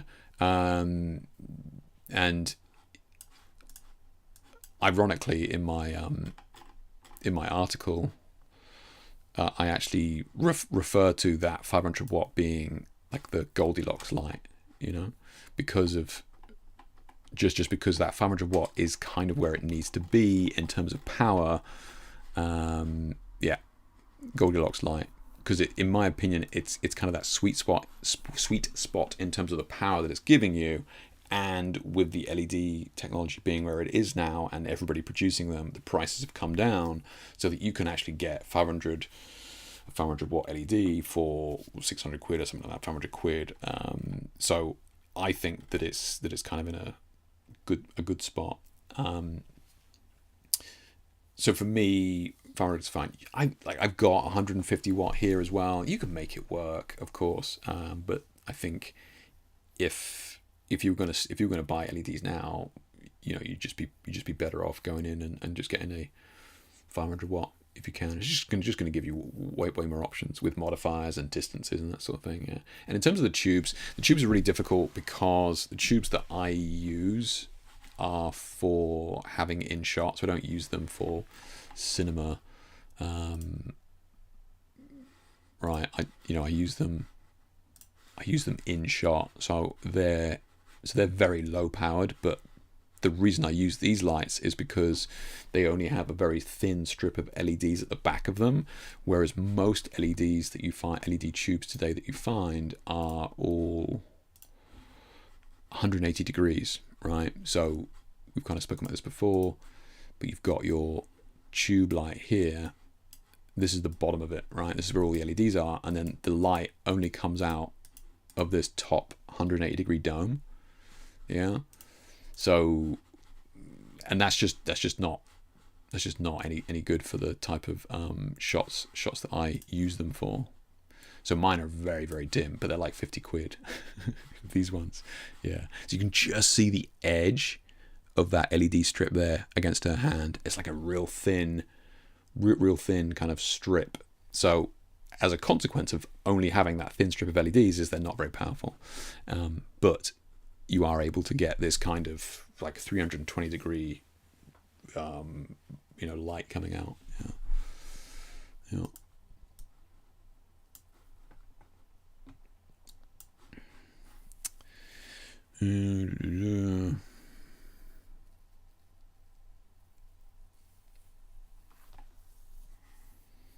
So yeah, the tubes thing, I would just look at it and kind of get the brightest ones that you can afford. But most of them, the vast majority of tubes, are only putting out at 180 degrees. Yeah. Don't think LED density is a problem anymore nowadays. Is that right, Vlad? Yeah. It's just like they all just have tons. But you can see it here, right? Yeah. I'm surprised they kind of let that show in the shot. But this is what I mean about the individual hotspots in there. Not a major deal if they're not going to be in shot like this. It doesn't really matter. But yeah, that's exactly what I was talking about. You can see the individual bulbs. Yeah. 448 sounds like they have multiple right. It's true. It sounds like a lot because you've probably got what 1, 2, 3, 4, 5, 6. 7. You've probably only got 60 in that one. Yeah. If the white light is totally crap, you might not have actual white light LEDs and just make. I'm sure you're right, Vlad. Yeah, the white light is terrible. It's just not even usable. Yeah. I was looking at those K90s the other day. Oh, really? These fellas. Yeah. Stats seem good. What? 180 quid for two 90 centimeter? Pretty good deal. Yeah. Look at what they can do. Why do the lighting companies just not pay anybody to take a picture of these? Like, what is the lighting on her face there? Bless her. Right? It just pulled some girl off reception. And this is a great example of how not to use a smoke machine as well, right? Oh man. Jake, are you looking forward to the Viltrox 135 1.8 lens for Nikon? Have you ever shot 135? It's probably too much for me and my studio. I think 105 is kind of the sweet spot for me. I love the 105. Yeah, I love it. I should use it more, but 105 is a sweet spot for me. I adore the 105 that I've got. It's an old Nikon one, like the old defocus lens. If you're interested, I can try and grab it at some point. But yeah, love that thing. And I think that one came in 135mm as well, and I opted for the 105. I just kind of, which just kind of works for me. If I'm using it for a headshot, it kind of works. But 135 is good, yeah. Tubes just for practicals makes sense. Yeah, exactly. Yeah, and in those shots there's really the only lights that are lighting the model. Yeah. Yeah, they were the. Yeah. Let's see.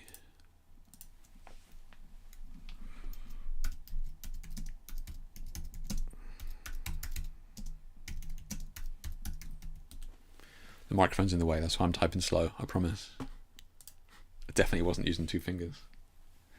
So these ones here, yeah, these little fellas, yeah, the Rainbow Series 300. Yeah, I was right, 320 degree. Yeah. But like 50 quid for, what were they, a meter long or something? But there you go. Yeah, you can see the black strip. But other than that, they're all illuminated. Yeah. You can kind of see the LEDs in there.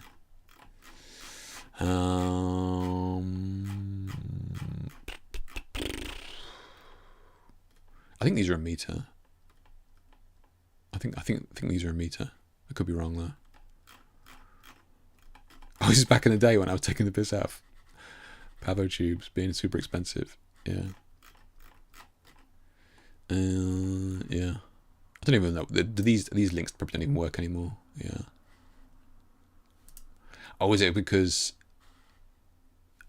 I think it's because it was an affiliate link that I had, and they no longer. Wow, somebody's doing something dodgy there. But yeah, I think they're a meter long, so they're like 50 quid, so yeah, crazy cheap, but very, very low powered. Yeah. I got the stats here. Here you go. What I got? So ISO 400 f2. There you go. At 125th. So I mean, yeah, but they're like 6 inches away from the model's face, right? Yeah.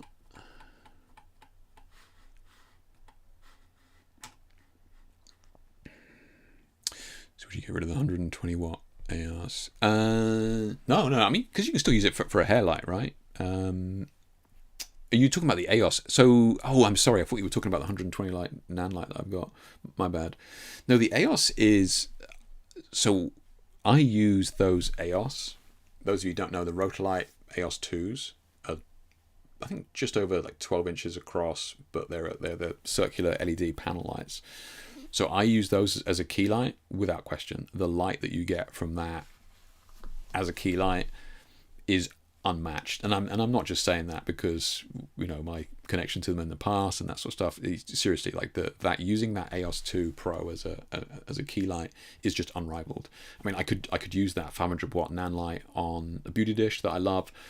It just doesn't come close to that EOS 2 for the type of work that I do, right? So. Yeah, I'm not just kind of exaggerating when I say that. I use that as a key light in nearly all the shots. In fact, the recent nan light articles I did are using the Rotolite EOS as the flash as a key light. It doesn't say it in the article because I'm being, respectful to nan light because it's a review on one of their products, but the other lights in the shoot are Rotolites. So I think it's in here. We look at the lighting setup. Back down here. Yeah, so like the key lights on all of these are Rotolites, right? I'm using the nan lights to create the straps at the back, but I'm using the beautiful specular highlights. Look at how that face is coming out of the shadows there. That beautiful depth, that nice, clean, smooth shadow. It's not even fucking close. Yeah, it's not even close. Look at that highlight, right? Even spread. And that drop off is honestly, it's not even close. Yeah, look at that. Beautiful. So that's that's the key lights on these shots, and the reason for that is because Rotolites are still really one of the only LEDs that flash in full color, and that's what these are long exposure with flash images. Yeah.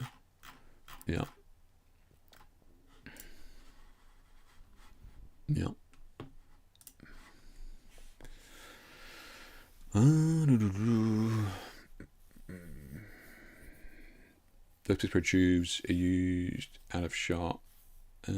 Oh, is this for your...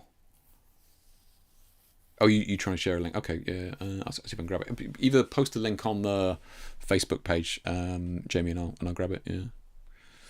My next shoot will be using 40 quid tube and some fiber optics. Rear tube used vertical and fiber optics either side. Yeah, nice, man. Good. Okay. Yeah, that sounds cool. It could be good. Yeah.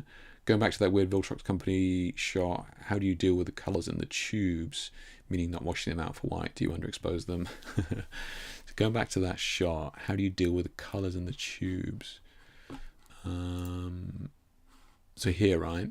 Well, I mean, this is kind of a good example, right? Because like we've said, she's not being lit by those tubes because there's no light coming from these tubes at all, because only the front 180 degrees of these lights, which she's pointing at the camera and then just blowing out. So there's kind of no point in... Anyway, the point being is that she's not being lit by that. So she's just being lit by this ambient mess of light in the studio here. So we got something going on here, we got these tubes going around the outside, we got pink strips here, we got, which just results in, we got some warmth down here, probably from that light there. Maybe there's light bouncing around in front of her. It looks like she's got a catch light in her eye there, so maybe something in front. So we got this weird shadow here, so maybe there's something off to camera right.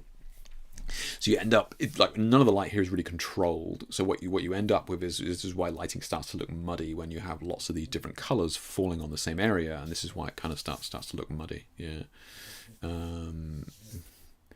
You deal with the colors in the tubes, meaning not washing them out to white.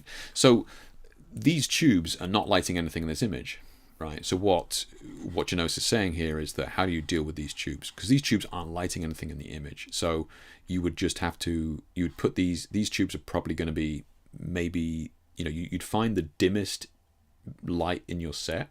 If it happens to be this tubes, then you start with these lights. So you expose the camera to these lights at its brightest power, and then you would light everything else around her, because at the moment they're just overexposed by 2-3 stops, right? Which is why they're blown out. Yeah. So because these lights aren't lighting anything, then you got to you got to there's just no point in them being that overexposed, right?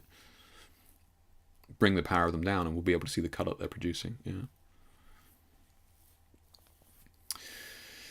Pixel Pro, yeah, those tubes are 37 quid now. I ain't giving them away. Yeah, those are super basic LED strips and plastic tubes with one of the worst controllers ever. 100% Vlad. Yeah, they are. Well, you mean the ones that the Pixel Pro ones, right? Yeah, yeah, they're awful. Yeah, but I'm only using them for color, so it's not an issue. Yeah. I had two of the cheapy Pixel Pro tubes. One stops charging and the other USB connects disappeared. And oh no, Steve, that sucks. You're not alone. I spoke to a guy in a studio the other day. He said exactly the same thing. Yeah, I must have just been really lucky. Yeah, yeah, yeah. Okay, Jamie, I'll take a look. Yeah, yeah.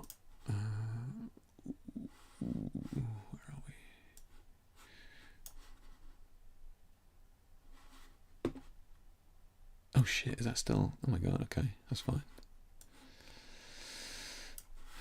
Right, let's go back to Facebook here. Let's have a look at that link.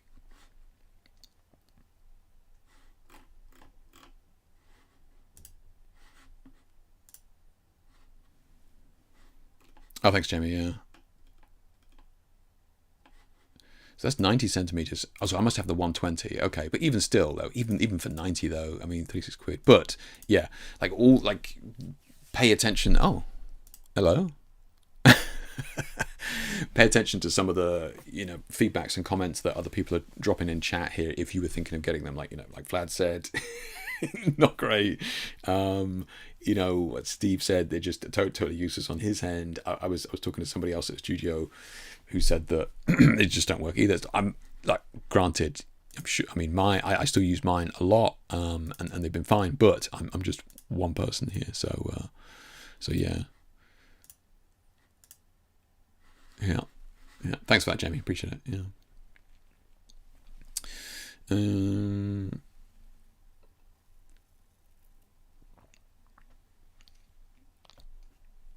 I do now have 4 of the Nanlite TX7X. They're low power tubes, yeah. So better DOI some lights than. Wow, Vlad's really flaying these. Look, I mean, look, they do the job for me, but I can totally. I'm using it for one type of setup, right? And that's it. Yeah. So, yeah, I mean, Vlad's been making kind of the LED strips himself for a while now, and like it makes sense. Yeah, they're pretty easy to make, but I don't know how much money you'd save by making them yourself. Not a huge amount, would you? I mean, these are pretty cheap. Yeah. Oh, Jamie bought 6 of them in the end. Still working since last time I checked. Nice. Yeah, I hate them for the small remote. Yeah, like yeah. It's funny because when I have to change one, I have to turn all the others off, change one with the remote because I can't. I haven't got the patience to kind of link them to each of the lights. So I have to turn them all off, turn on one, adjust that, turn that off, turn on one more, and do it like that. Yeah, it is a pain. But yeah. Okay. I thought I had a link of something that was announced, but I don't. So I'm just gonna put. You'll have to look at my ugly face once I try and find this. A second. I wanted to show you something. Let's have a look. Oh, where is? Oh, here it is. Let's grab that. Let's bring that over to.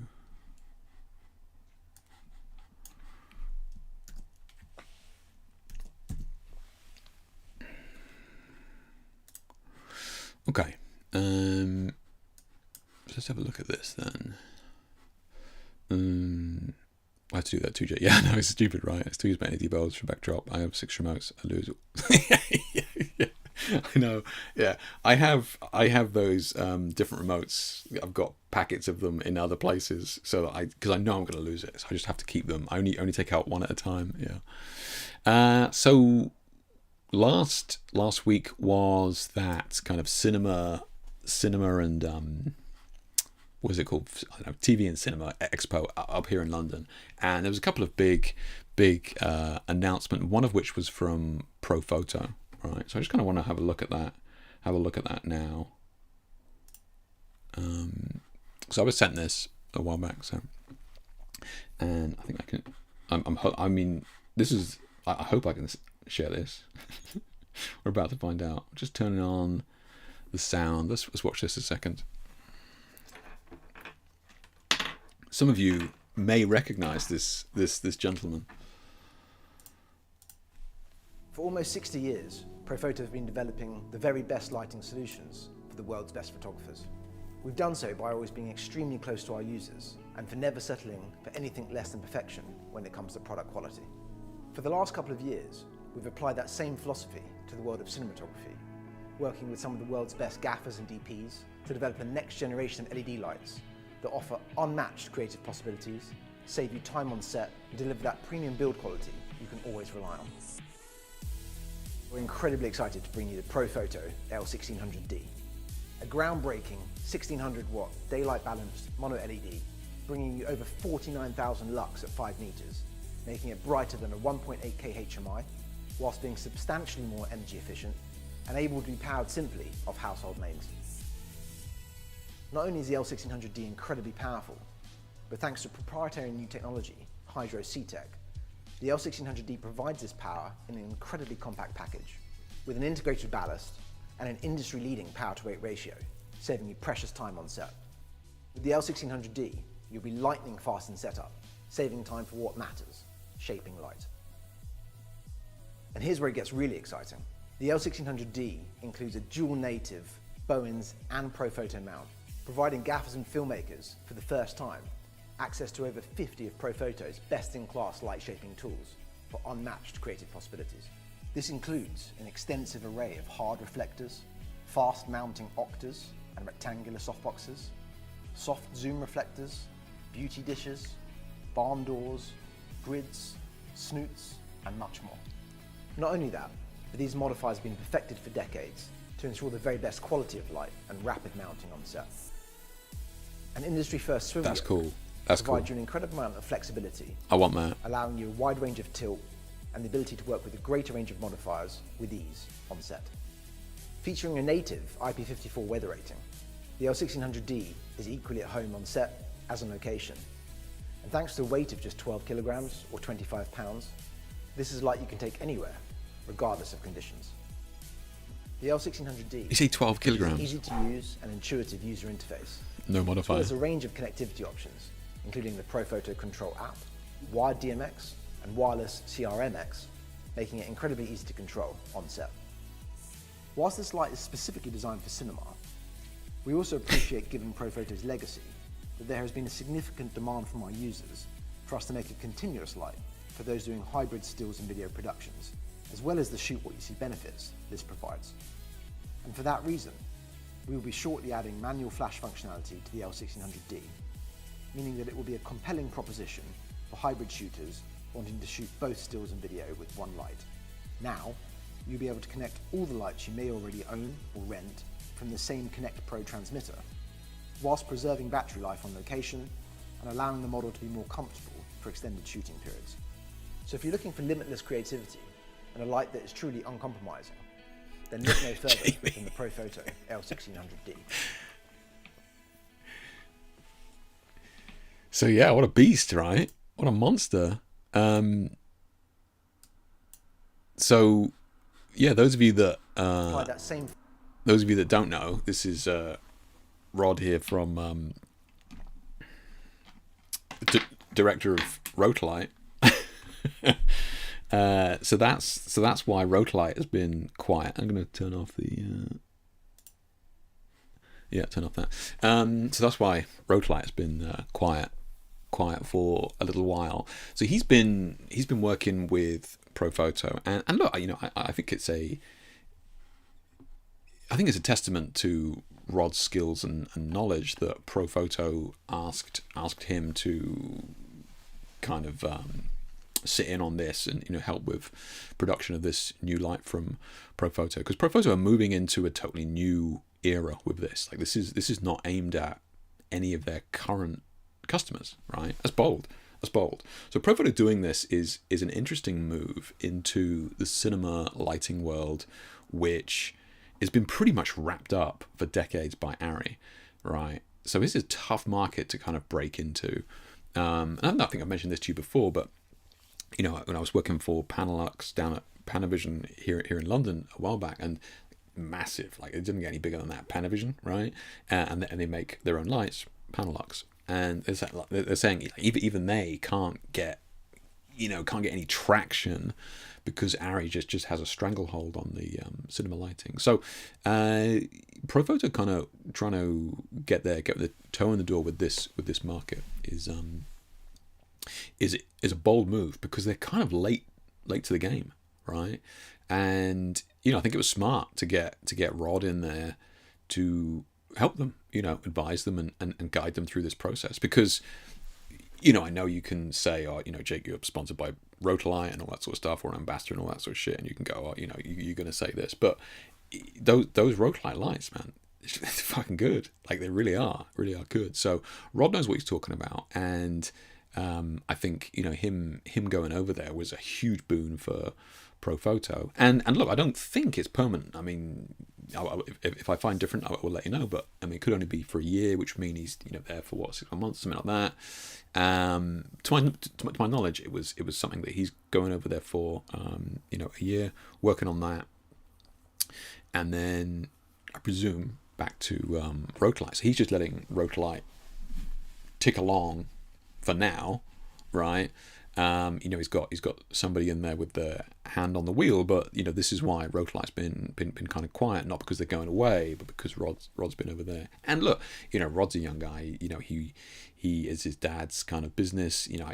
He'll be the first to say that when he was a kid, he was helping his dad make the original Rotalights on the kitchen table when he was younger and that sort of thing.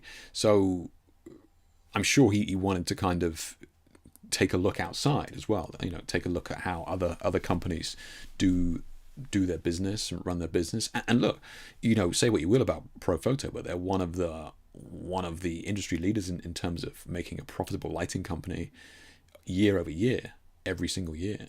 So say what you will about their products or whatever, but like they know what they're doing in terms of running a business. So from as far as Rod's concerned, it makes it's a sensible move for now. But also Profoto doing that. I kind of mentioned it tongue in cheek in my previous review, or maybe I just thought it, but no, I think I mentioned it. But Nanlite kind of looking at this YouTuber influencer market, right, with that FC 120 light that they just released, which is a very small. I showed it on stream a couple of weeks ago. Very small, like super small, affordable, 120 watt, smaller, attachment. So it wasn't even Bowen's attachment. And who's that for? Who is that for?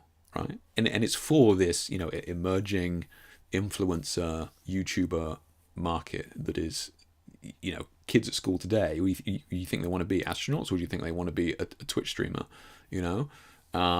Sad times, man. But that's the reality of it. You got this whole new generation coming along. So I think Nanlite, who was previously, dealing with cinema, TV, and in more recent years stills and that sort of stuff, and now I think that they're also looking to tap into that influencer market as well. But Profoto was going the other way.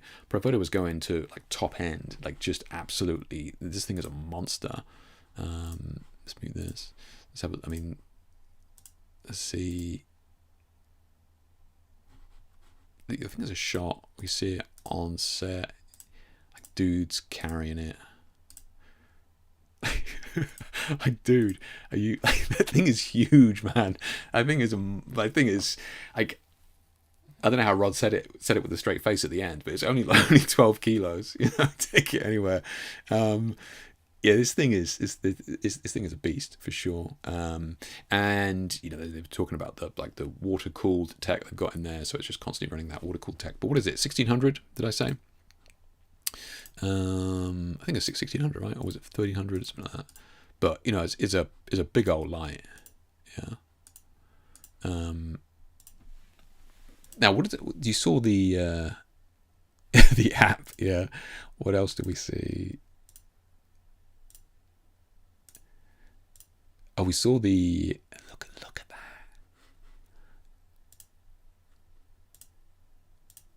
I love this, man. How has this not been done before? Right? Look at that.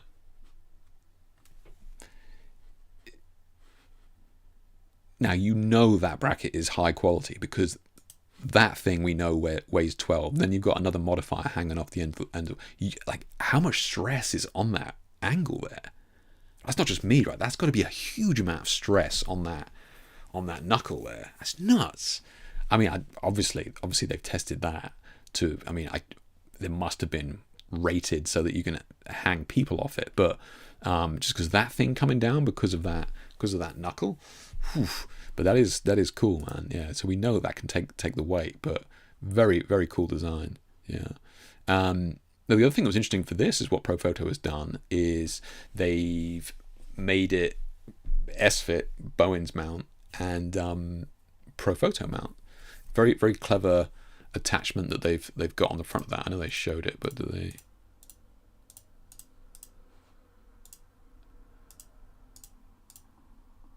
I don't know why I can't find it.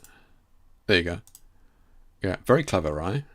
So those of you that shoot Profoto know they just go on that collar system, right? So they have the collar the modifiers go on, and then they've made this collar that is an S-Fit collar that goes on. So you buzz that collar off, and then you can just put your S-Fit mounts on there. So that's bold of Profoto to do that. Because they've never kind of compromised on that in the past for obvious reasons. But I think they know that the cinema market is so wrapped up by, the Bowen's mount.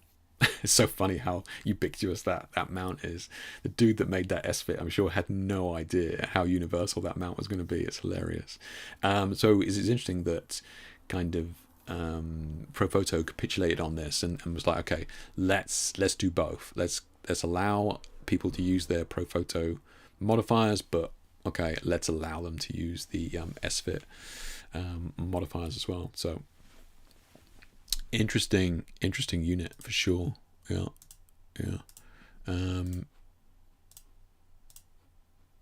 look, who knows?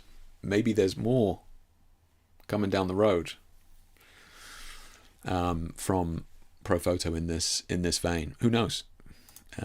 So we shall have to see. Yeah, yeah.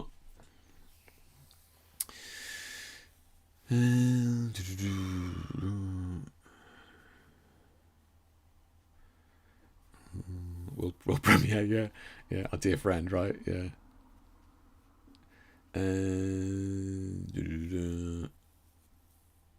Let you want to try? He hasn't let me want to try. No, I said, look, I would be very keen to get my hands on it. I mean, they are scarcer than hen's teeth at the moment, but we'll see. Maybe in the future. Yeah. I saw this week, had a chuckle, jump ship. So yeah, the way that I understand it when I was speaking to him, and this was back when it happened many months ago, it was going to be a contractual thing and limited time, right? Maybe a year, something like that. But who knows? Yeah, that was what it was originally. So I don't know. I'm sure he's had a good time. Yeah. That's interesting. They decided to do bonus too. I know, Grabs. Yeah, very interesting to see, because you wouldn't get them to kind of capitulate on that in the past, but I think they know that the cinema market is just so S-fit heavy for these units. Yeah. Him jumping ship makes you worry about the future of Road Light. I don't know any insider info, Jamie, other than what I've said, and I mean, maybe he doesn't go back. I doubt it though. It's a family business, it's maybe, but I don't think, I mean, I assume that he's going back. I'm sure he will go back, but we'll see. I mean, worst case scenario, we've got some phenomenal LED lights. I mean, just 12 gauge. I know, right? 12 gauge. This is things is a but I guess they're used to it in the cinema world. Yeah, I hope the hour's better than Road Light One. Does anybody use the Pro Photo app? I haven't used it. Has anybody used it? Is it good? I think I heard good things. Yeah. I wrote this. It's never seen a forest mountain. If you can take them, yeah. Give them a few years and they'll make this RGB. I know, Grab. It's interesting. Yeah. So I don't know whether this has been announced or not. So you didn't hear this from me, but I think Rod managed to fit the flash technology into this, the Rotolight flash technology into this, which is interesting. Because that would be a very powerful LED flash, and at the end of the day, it's just tech, right? Rod has the smarts to be able to control the LEDs in the way that he does. So, to my knowledge, that's what I heard, that he has implemented flash in this, the traitorous bastard. I mean, that's fantastic.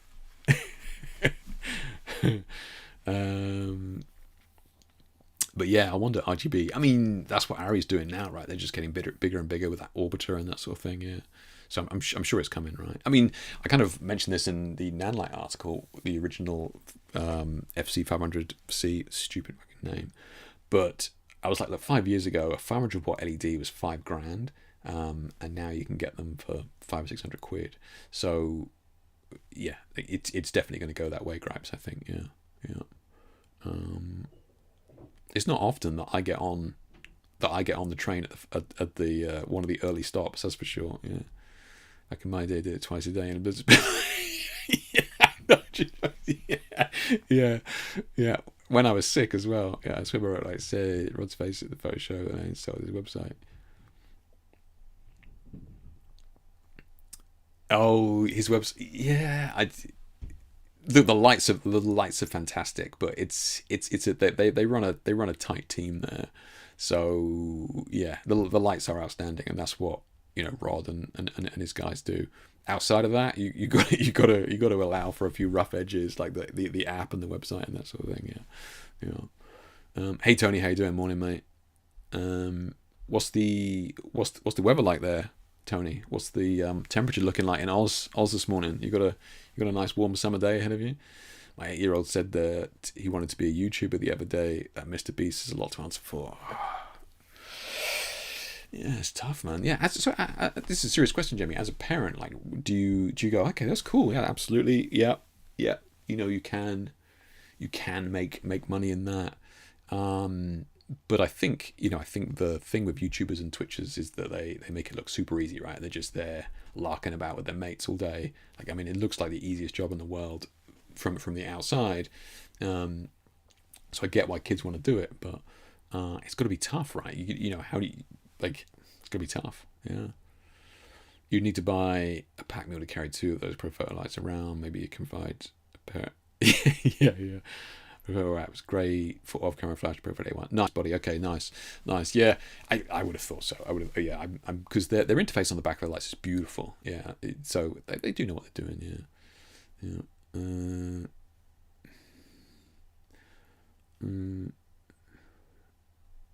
You buy 2 lights, get a pack mule for free. Yeah. Profoto app is excellent. It simply just works when you run it. Perfectly connects to all devices. You don't even need to configure anything in Bluetooth tones. Nice, Ed. Yeah, I got to say the Nanolite was like that as well. You just turn it on, boom, there it is. Yeah. I was because when I do reviews of LEDs, I don't typically include the app because it's always a slog. You know, it's always just and then somebody, rightly so, called me out on it, and he said, look, if you're going to review these lights, I think you need to include the review for the app. So I was like, oh, okay, I'll start doing it. And then yeah, like some of these apps are really good, and it's like, okay, wow, so they can actually work then. It is possible. Yeah. Still warm here. What's warm, Tony? Come on, it's like 0 degrees here, raining up north. Story about life, Tony. Yeah, it's raining up north here as well. Yeah. I point out that a lot of what he watches is a load of crap. I point out what's not real, yeah. So we went down a rabbit hole the other day with this, because that Mr. Beast show and that sort of thing. And he's just, when he started out as a kid, he just researched how to game the system, how to kind of convince the YouTube algorithm to play his videos and not other people's, right? So he was just looking for, and this is way back when, before viral videos and all that sort of shit. He was looking at, okay, what works. So he's just not somebody who just sat down and was started having a laugh with his mates. He is a businessman and targeted the, like, okay, what is going to be watched, what is going to make me the most money. So it didn't just fall in his lap. He, rightly or wrongly, I think it's pretty cringe that you try and game the YouTube system, but it certainly worked for him. Yeah. Profoto also makes a camera app that works with the newest strobes TTL. Okay. The wrote like we're in trouble when they offered a free Smoke Ninja in a competition in which you had to buy one using the I know, right? I said that at the time. I remember we chatted about it on stream, right? I was like, Christ alive, yeah. You have to own the Smoke Ninja to take the photo, and if it wins, you get, yeah. That was gold, man. That was gold. Yeah. Anyway, so let's keep an eye on what Profoto's doing. But it's interesting to see them, branch out, go down this cinema road. And like I said, who knows what's coming down the pipe? Maybe there's something else. It's unlikely they're just going to have that one light, right? So we'll have to wait and see. And I certainly wish Rod all the luck with what he's doing over there. It sounds like he's having a good time, bless him. Yeah, bastard, traitor. All right. Let's have a look at some of these shots then, shall we? How are we doing for time? We need to crack on. You guys have been non-stop. It's just, let's have a look. Right then, let's have a look. Oh my god, it just gets better and better. I'm just gonna have to pack up my lights. You guys are just getting too good. Oh my god, long exposure now. Bloody hell, what's it like? You guys, whew, damn, this is good stuff, Bruce. 3 light setup with strip box key lights is nice. Yeah, it's good. Yeah, got a lot going on with the colours here. Beautiful highlights on the skin as well, which is nice. Dark skin is so good to work with. Yeah, really nice to work with these highlights. Was putting together some lighting setups yesterday actually for dark skin, and yeah, it's beautiful to work with a dark skin light, just to see those reflections. It's really nice. Yeah. With this one, we see we got some smoke in here as well, which is nice. I don't think it's too oppressive. I think it's just adds atmosphere. I don't think it's yeah. I think it definitely works. Just be mindful of kind of how bright this is getting here, with darker skin, right? Let's have a look.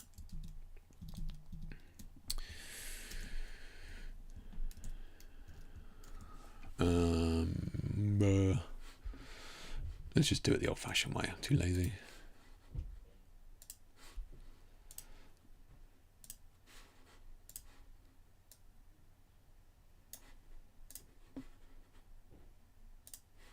So I'm just darkening it down using that. Just let me change this so you guys can see. Should we put that? There we go. Yeah. Yeah. So yeah, just trying to darken this down, and I just made a apply image mask just to target the highlights. It's not a great way to do it, but it does a fairly decent job. Then I changed this to luminosity, so that it's only affecting the brightness of the image, if you like, without affecting the colors. This is an okay way to do it. It's not great, and even though it says luminosity, it's still going to be affecting the colors. So you just got to be mindful of it. Usually, when you darken this down, you're going to have to like correct it as well, right? So as you can see, it's gone pretty yellow. We kind of need to bring that back. Same with the reds, probably a little bit as well.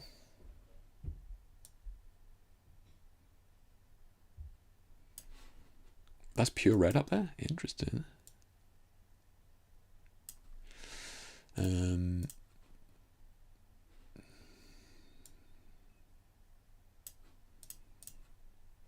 Let's bring that back down a little bit.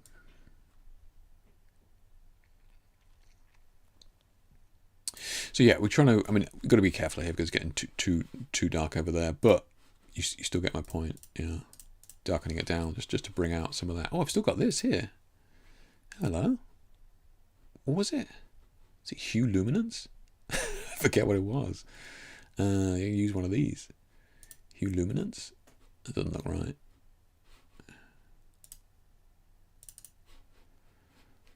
I forget how this thing works now. Oh well. I managed to. It was a luminance mask. I said luminance mask. There you go. Yeah. I forget how these things work. I'll do it. But if you've got Mind the Color, that does it. It does a far better job of doing it than using the luminosity mask here. But yeah, just darkening that down just will help to kind of maintain some of her original skin tone, as it were. We need to work on the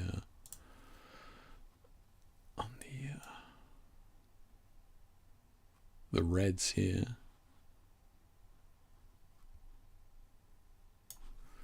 Magentas, bring out the green in there.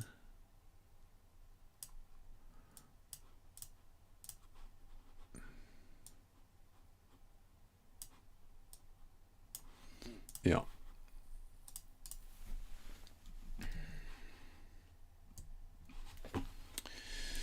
Let's see what else we got here. Oh, another one from Bruce. 2. Okay, we'll only work on that first one there, Bruce. But yeah. Long exposure multi-flash. Nice. Getting the different colours as well. Love to see that. Good stuff. Eduardo, let's have a look at this. Good stuff, man. In this picture, I was projecting a laser beam on the black background. Okay. I'm lighting the model with 2 gridded 3x1 strap boxes in either side, 45 degrees. I used a third of a second shutter speed. Okay. To allow time for the laser beam scanning. Unfortunately, I had some blue mood lighting in my studio, which resulted in some unwanted blue. Yeah, it's difficult. It's difficult, Ed. Yeah.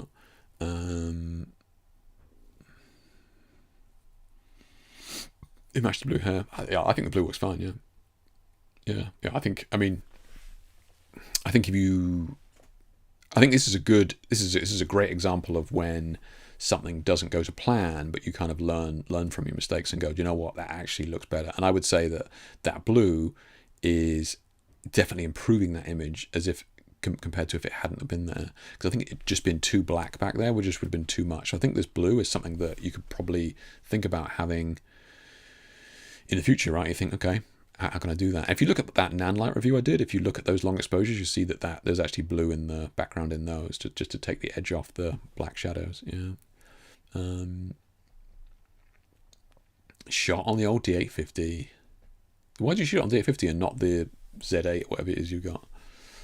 You find it easy with long exposures? So let's check this again. We've got laser beam on the background, lighting the model with a 3x1 strip softbox on either side.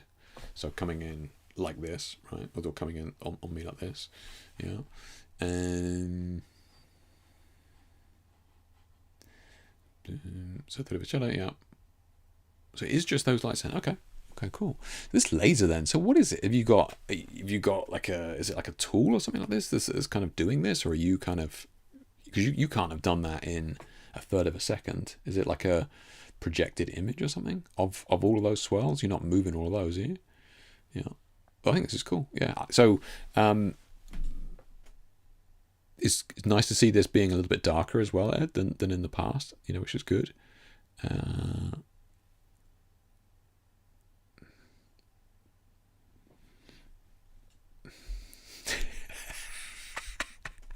Fair play, Jamie. Fair play. I love it. Hustling. Every out there hustling.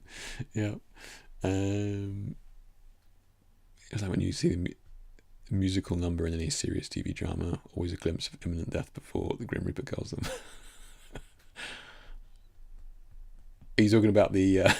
He's talking about Rhodolite. I think they're fine. Honestly, I do think they're fine. Yeah. Jamie said I borrowed checks.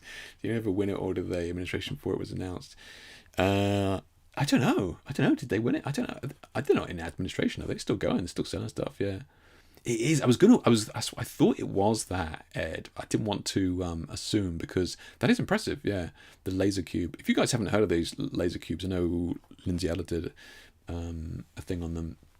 Super expensive, pretty dangerous, but you can get some cool effects. Yeah. So that's you did well to have her in that pool like that, Ed. That's really cool. Yeah, and again, like I said, nice to have the skin a little bit darker this time, which is nice. We got nothing too muddy here. We do have some blue in the shadows here, so I presume that's from the mood lighting. Is that right? Because where we got a shadow from the outfit here, but being filled in by this blue mood lighting. I guess that's what's going on. But this is really cool. Yeah, it's really cool. So, nothing crazy to add here, other than the fact that this was a happy accident that I think we could double down on in the future by maybe using this nice blue to lift the shadows. Could be cool. Yeah. One from Tommy here. 6 light setup. Oof, nice. 2 LED for the backdrop. 2 studio lights from the side with different gels. Okay, so we've got 2 LED on the backdrop. So I presume we got these fellows here. We can see this kind of hot spot here. 2 studio lights from the side with different gels. So I presume we got the kind of the tealy color here and the reddy color there, and then a 60 centimeter beauty dish for the hair, which is probably that there. Okay, this has definitely got that retro vibe, that vintage style, right? And that's kind of, maybe it's the greenish hue to the shadows. I've been looking at a lot of old C41 shots recently, and they all have that kind of slight green hue to the shadow. So this definitely got a vintage vibe to it. And I'm just kind of curious, Tommy, like with this, I do like this. I just maybe would have liked to have seen her chin more to the beauty dish, just a touch, just to kind of clean up some of the light on the face, because the beauty dish is there, and just have that nose to the beauty dish. You can still have a looking back to camera, but just have that nose, just bring that chin up to the beauty dish like that, just to clean up just the light on the face, just a tiny bit, but otherwise, yeah, very cool. What's going on back here with the? Have you tried to clean up the background and the selection has kind of eaten into the chair here? Is that what's going on there? Because I see we got what's going on there? Oh, maybe you've just tried to select the background and lighten it up, and it just scooped out the chair as well. Maybe, yeah. I think it did. Yeah. Oh, I can see it there. Yeah. Okay. Yeah. Just watch out for that. Select subject in Photoshop, right? Sometimes it can get a bit generous if you've got somebody sat down or something like that with gaps in the arms and that sort of thing. So it didn't grab this gap as well. So just watch out for that. Wibbly, this is all Seda. Wibbly, you can't take any credit for this, mate. I'm sorry. Beautiful 2 light setup. So what we got here? We got just one. We got a key and then a fill light. Wibbly, is that right? Beautiful skin tones though, it's nice. And did you get a designer in, or did Sadia bring this incredible styling? Beautiful, yeah, very cool. Difficult with styling like this, isn't it? Because it's difficult to know what to do, and I've certainly worked with pieces like this before, and it's kind of tough to know what to do, because an image like this is all about the styling, right? And you really don't want to. You've got to be careful to not try and detract from that. So Jamie says that's Hysteria Machine head and chest piece. Hey, we've got the right people in chat today. Love to see it. Thank you, Jamie. Okay, for those of you interested in that Hysteria machine head and chest piece, I have heard of Hysteria machine. I never worked with them, but yeah. Okay, very impressive. Very cool. Yeah. I just love to photograph shiny skulls and like the feathers like that texture. Very, very cool. Creative Hysteria machine, nice, man, nice. Yeah, it's tough to work with pieces like this without dominating, the aspect, which is why, I don't get a lot of the sort of atypical fashion work, because my lighting and techniques will kind of overpower the fashion, as it were. So you got to be careful with it. So I think this is a nice, clean image of these products. Yeah, good stuff.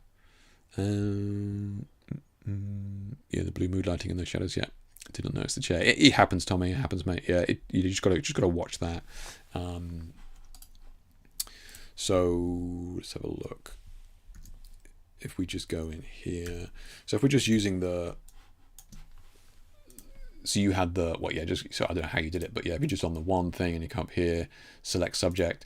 So if you just select subject, typically this will do a worse job, right? Which is where it may have struggled before. But if you do cloud here and then hit select subject, that typically does a better job. You see how it grabbed that gap between the ear and the hair? I could be wrong, but I don't think. Maybe it'll always do it now because it's been in the cloud. Yeah, you see it grabbed it now. I'm pretty sure when I first did that, we didn't grab that gap between the cheek and the hair. But yeah, so just do that and then hit Q, and that just brings up the mask, and then you can kind of go and just double check. It's just easier to see because it's just easier to visually see rather than just the marching ants. You're like, I don't know what's connected and what's not. So like here you can go, I just need to kind of get that extra bit of feather in there, So yeah, just hit Q, brings up the mask, and then you can kind of see a little bit clearer as to what's going on.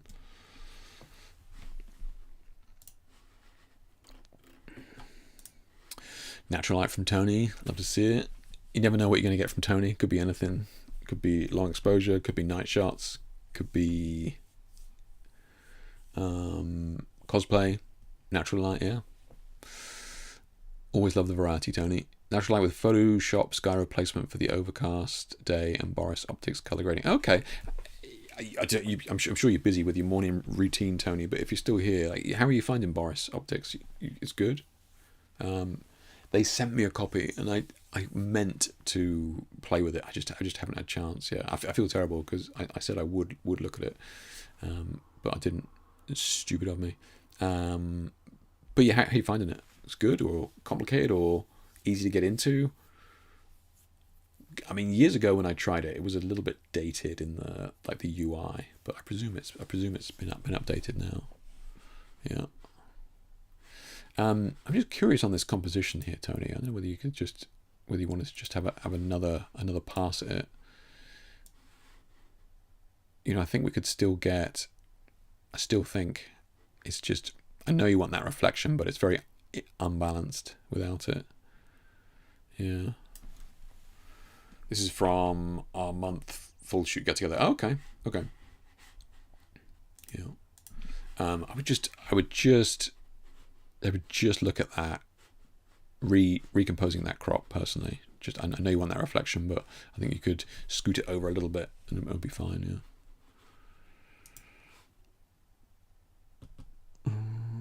Pretty much not commissioned. Cost about £500 to get it designed the way I wanted. Oh, commissioned as in yours. That's awesome, Sin. Okay. Oh, sweet. Nice, man. I didn't realize. Sorry, in my brain, I just read commissioned and just heard hired. That's cool, man. Yeah. That's awesome. Yeah, really cool. So that's yours, man. Yeah, that's good. Okay, so you can get some. You can try a bunch of different shoots of that. Awesome, man. Yeah. I didn't realize it was yours. Nice. Good for you, man. Good for you. They do some cool stuff. Go on for Jamie here. One light. That's what I wanted to do. That's what I wanted to try. So why didn't you use 2 lights then, Jamie? I'm feeling a little bit of pushback on the 1 light thing. But no, I know we kind of chat about it a minute ago, but this is cool. This is cool. I love the texture that you've got in the hair. You mentioned you're playing with Evoto here. Did you find that Evoto did much, or you had to kind of point it mostly in the right direction? Yeah. Because that hair is looking great. Or is that all you, or is Evoto doing a lot of the heavy lifting here? Yeah.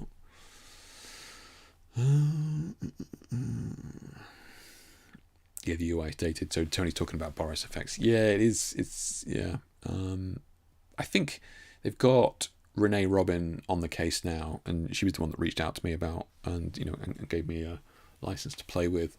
But I think she said that's kind of the feedback that she's been getting is the UI which is kind of like the feedback that I gave, and yeah, I think they're going to fix that and bring it into 21st century sort of thing, which would be cool. Yeah. But this is, Jamie, this is good stuff. I love the tones we've got here, right? Nice warm tones throughout. Evoto did a lot of the heavy lifting on the skin. Hair texture is using luminosity mask. Okay, so you did all that work then, yeah, which is a lot of work, yeah. Okay, good for you, man, because it looks awesome. Yeah, it looks great.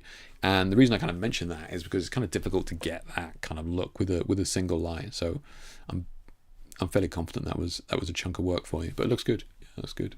Yeah, and like I said, I also like the fact the skin tone is nice and neutral throughout. Definitely got that warm vibe. Works well. Just lastly on that, talking about this colouring and skin tone, this is not just a colour grade what Jamie's done here, because the jacket is still neutral, right? But the skin and the hair have been locked into a nice kind of grade, but like the jacket still looks like a black leather jacket, which is good. We got Vlad here. Look at that bushy boy. Revisited my smoke setup from last year, and I think there's a lot to dig in here about how to get the most out of these kind of photos. Yeah, because I mean that image you shared with the torch and like the proposed book cover, so good, man, so good. Yeah, I agree with you. I think there's stuff that can be done there. I mean, the original's pretty damn good as well. And these edits, I tried to focus on getting a lot of color density in the highlights. Okay. Yeah, I can see that. That's good, man. Yeah. Good spot as well. Getting rid of that highlight. Just nipped that in the bud. That's nice. Yeah, good work, man. Love it. I do think I agree with you. I think there is stuff that can be done with those shapes. Yeah.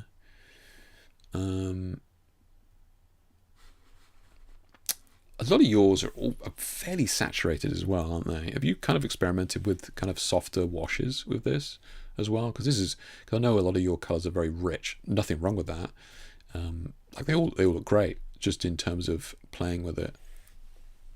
Because we kind of mentioned these Art Deco like train posters from like the 20s or something like that, and like those colours are kind of muted, and it kind of works. I was just kind of curious as to why they went that route. I'd have to look at that again. Yeah, that's got me thinking. We got here. And here is the Provia inspired version of the behind the scenes video. Okay, let's steal your views, mate. Let's have a look. That's what you need. You need a proper smoke machine, guys.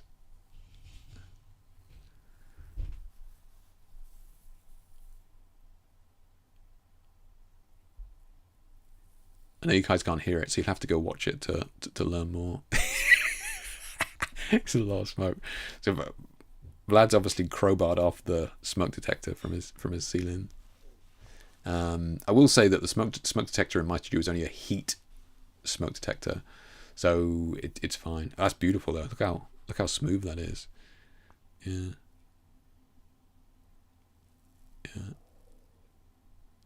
That's clean, man. Yeah, it's good. Good stuff, man. Good stuff.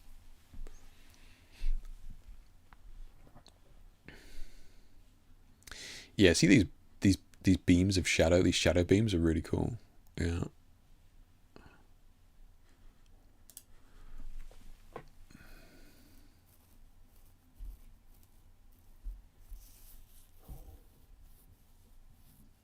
Yeah, getting those holes as well, like these gaps. I think this is nice where you get, this is awesome, man. Fucking hell, how is that not an album cover? Yeah, love it.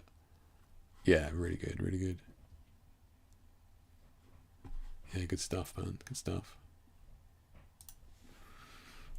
Check out Vlad's video. Very cool. So we've got one here from Bronislav. I apologise if I butchered that. One big softbox with white light and 2 Youngyo YN360 red and blue. This is awesome. Bronislav. Really cool. Yeah, really good. Really good. Yeah, like the outfits are amazing, man. Yeah, where was this? Are you in chat? I thought I saw you earlier on, but maybe not. Yeah, it's awesome. Yeah, colours. But the outfits are phenomenal. Yeah, really, really, really cool. You don't have a smoke detector. Transylvania, man. It's got its benefits. Ours are bloody drilled into the foundations of every property now. Yeah. How's he got much blue out of the I don't know, man. That's a good point. Yeah.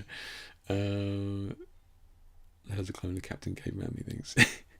And by the way, all my borders are in Lightroom. That's the biggest flex on this month. Okay. So what the black and the white borders, you're actually creating those in Lightroom. That's actually super useful because you know how awkward it is to make borders in Photoshop. It seems easy, but then you end up with weird inner corners, or they're not even all the way around. You can't just enlarge it because of the aspect ratio difference and that sort of stuff. So that is interesting. Okay, yeah, good shout. Just have a quick look at this, because what we're looking at here,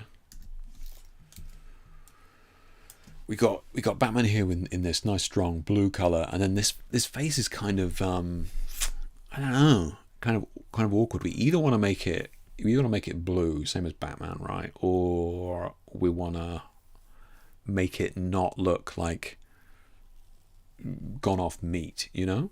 So this is in this weird middle ground where it's like this purpley color where it's got light falling on it as well as the blue, and we get this weird effect. So I think, look, I mean, there's a couple of ways you can go, right? We can either go just create a new layer, change it to what color, and then just grab any sort of blue color in here. Let's grab the same color as Batman here, and we can kind of paint that in there. I think we need to make it a bit darker, but let's give it 2 seconds. Let's have a look. So we just bring back these shadows with the blend if. I don't want to bring back too many of those highlights. Let's leave that. Let's see. We can probably darken this down a little bit, but yeah, not much. Can we make it a little bit more blue? Yeah. And then yeah. Okay. So we need to remove the eyes and the lips there a little bit as well.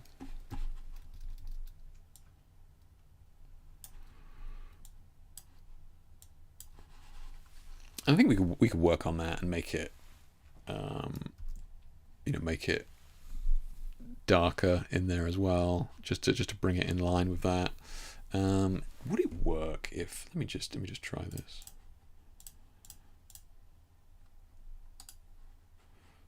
Let me just try. Just delete that. If we have a darker blue, is it gonna do the same thing?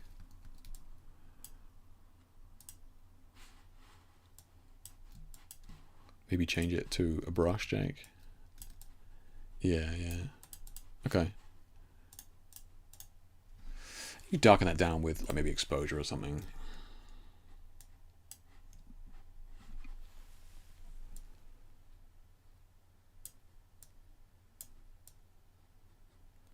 Yeah, and then adjust the blue afterwards. So you can make it blue, right? You could do that, or what you could do is you could just kind of do the foolproof way, is making it blue.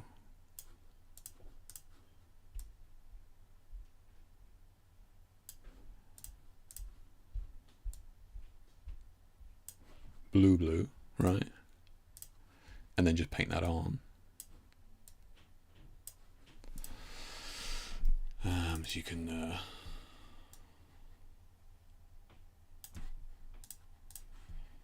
So we need to mask it back in.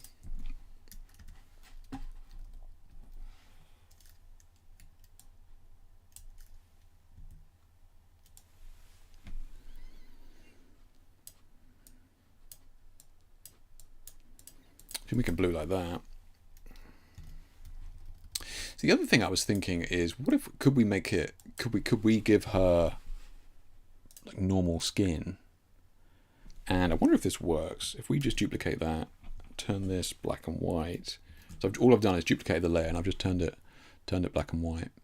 And then if we come up here to what filter? Neural filters.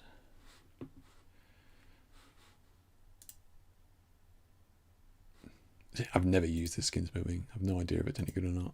Hasn't this been in like beta for like forever? And then colorize. Okay, too bad. Let's see. Take down the saturation a little bit. Take out some of the red. Give it a bit more warmth in there. Yeah, I can see that. Know what that does. Okay. What do we want to output that as? No, just keep it as a separate layer.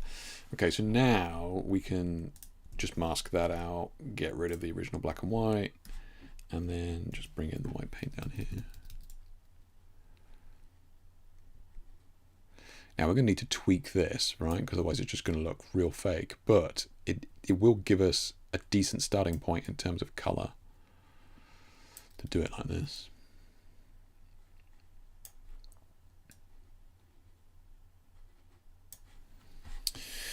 So let's try that. Let's bring in a curve here. Let's see, lock this to that, and then we need to take out some of that yellow straight away, right? Darken this down a little bit.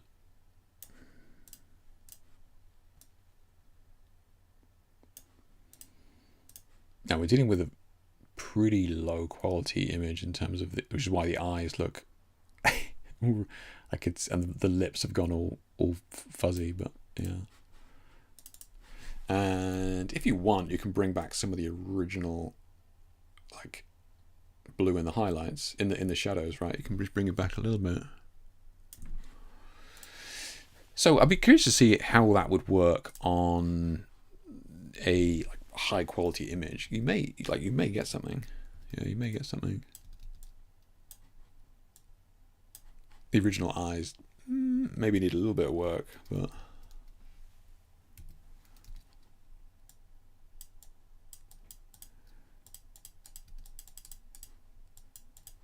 bring this back, and then maybe just take the lips back a little bit as well. But so the issue that I was kind of having with this one was this skin being neither blue nor skin-like. So I think, you know, the Batman being like that is cool, but I would either bring the skin back using a refinement of this technique, or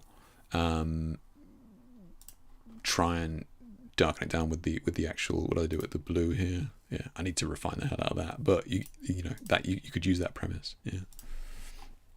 That's actually not too bad, really. You know, I think obviously you spend a little bit more time with it refining it, but you could probably make something work there.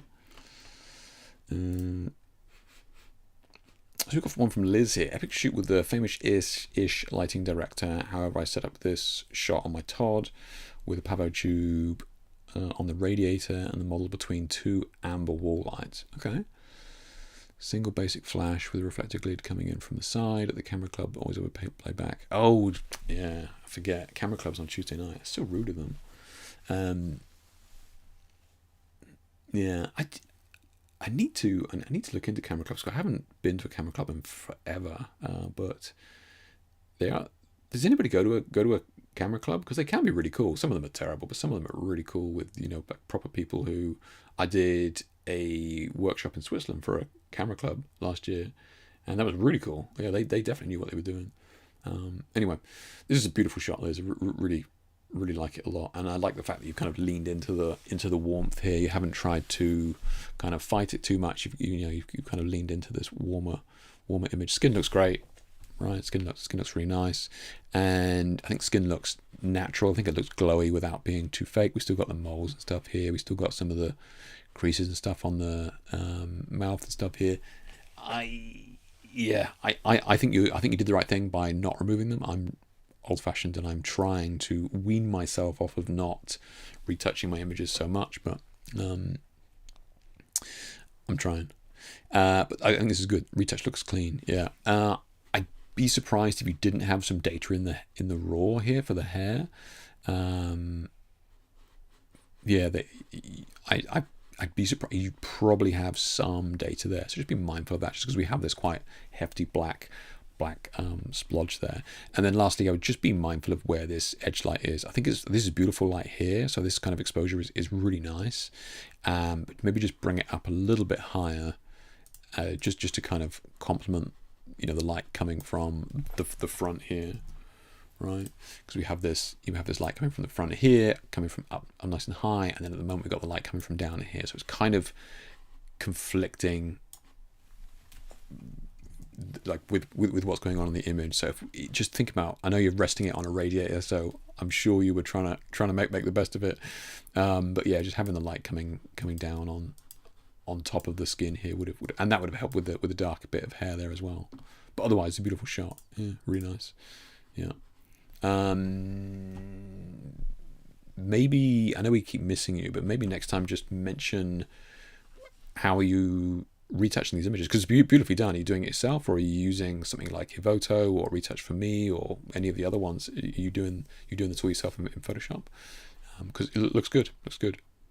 Just pop that in the comment of the next one you post or something like that. I'd be interested. So lastly here we've got one from Russell, and this, I mean, what a one to end on, man. What an absolute legend. So Russell here, another in-camera shot for you all. BTS below, all relevant info in the BTS. So this guy is just, genius. Love it. Love to see this kind of level of creativity with just playing with photography, I think it's done really, really well. So let's have a look at how this image was done. Those of us who were here in the last stream, Russell shared an image. It's actually his profile picture. He showed us how he shot that. And those of us who were here for that probably got a rough idea of how he's done this. But this is all done in camera in a single shot. So let's have a look at what he's doing here. Let's buzz that back. There isn't any audio, so you're not missing anything.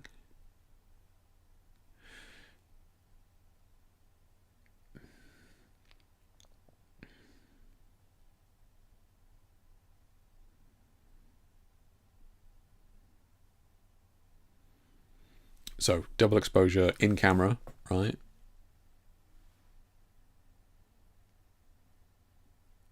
So great stuff, man. Yeah, awesome stuff. Love seeing this. Yeah, really, really cool. So those of you paying close attention, he's wearing a red sweatshirt here, right? And then, at the end for the other image, he is wearing a green sweatshirt. Right now, what's important to note here with the jigsaw pieces, what's clever is if we look here,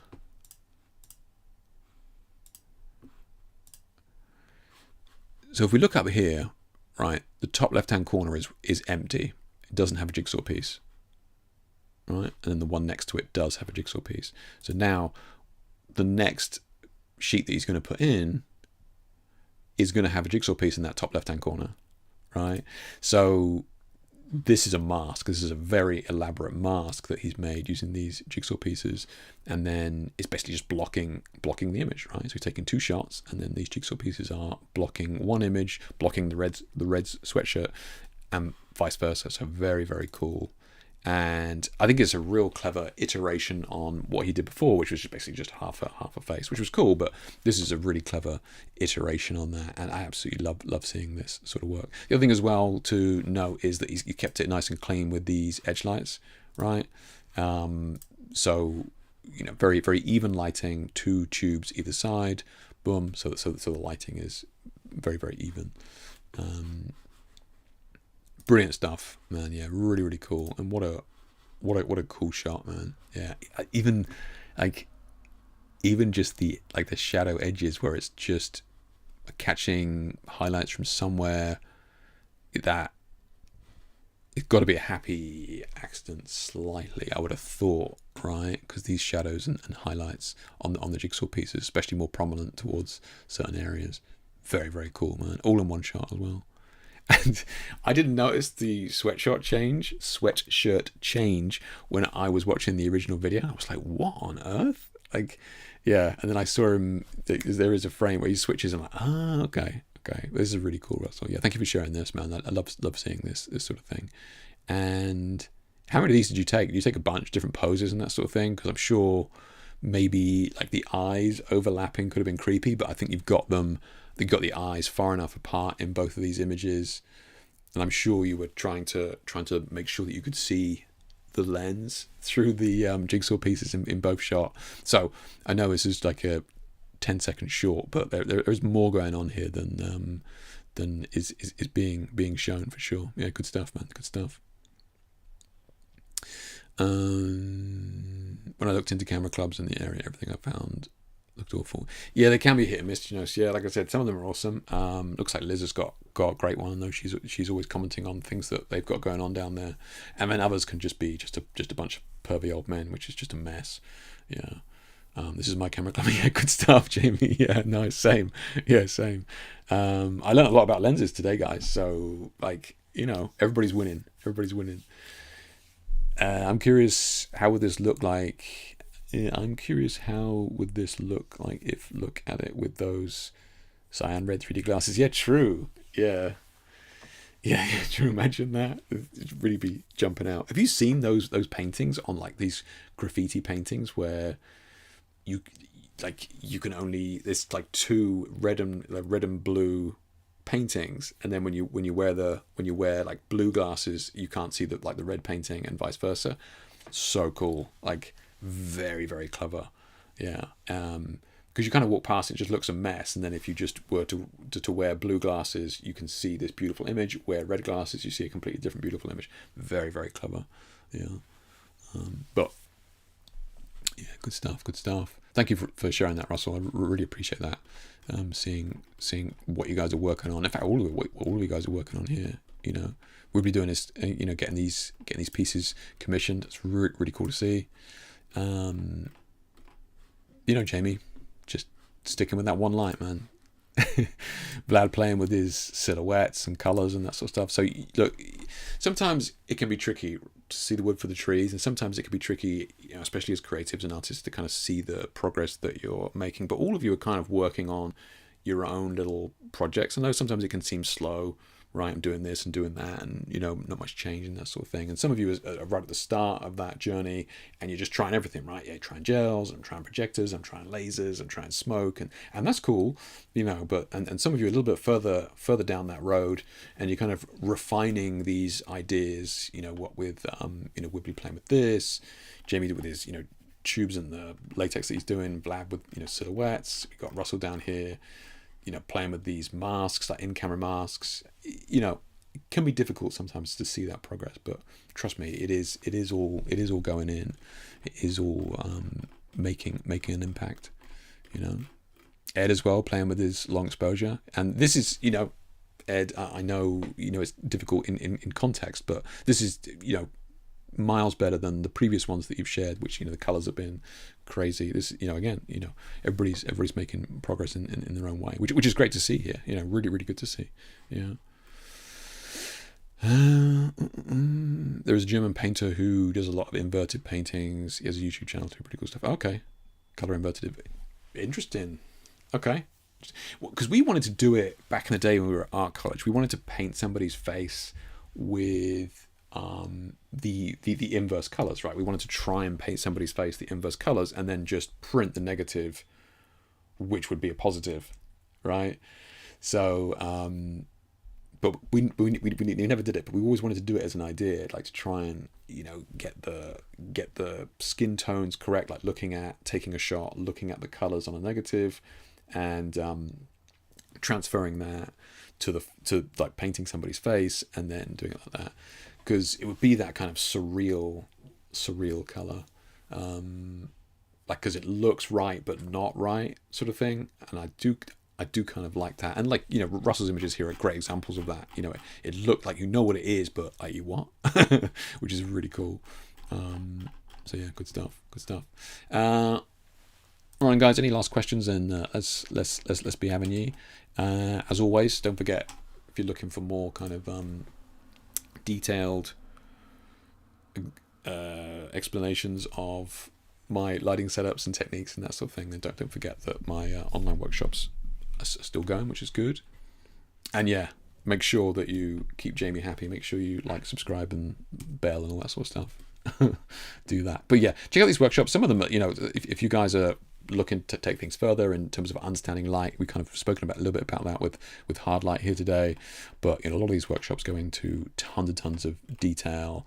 All of them come with like 50 plus pages of like PDFs of information in their own right, you know, explaining everything. So these workshops really are not, you know, not just simply monkey see, monkey do, but with them having the ability with online training being one-to-one, you know, I take into account the space that you're shooting in, the type of lights that you're shooting LEDs, you're shooting flash, you know, where is your knowledge right now, what kit do you have, you know, that sort of stuff. So, you know, the one-to-one workshops certainly have their benefits. Yeah. So if anything like this strikes your fancy, take a look and let me know. We also, I still do mentoring with several of you as well, which is cool. So check that out. And yeah, have a look in there, see if anything jumps out at you. But guys, fantastic stream again. This was actually kind of impressive because I hadn't really planned anything. We were kind of winging it this week, but you know, what are we, nearly 3 hours again. Somehow we managed it. Thank you to everybody that tuned in. Love to see you all. It's good stuff. We'll try and do it again 2 weeks time. It's a miracle that we've done it for 3 weeks in a row now, but yeah, here we are. But yeah, I'm going to try and find the end stream button here. Thanks so much, guys. Take it easy, and I'll catch you in the next one. Take care.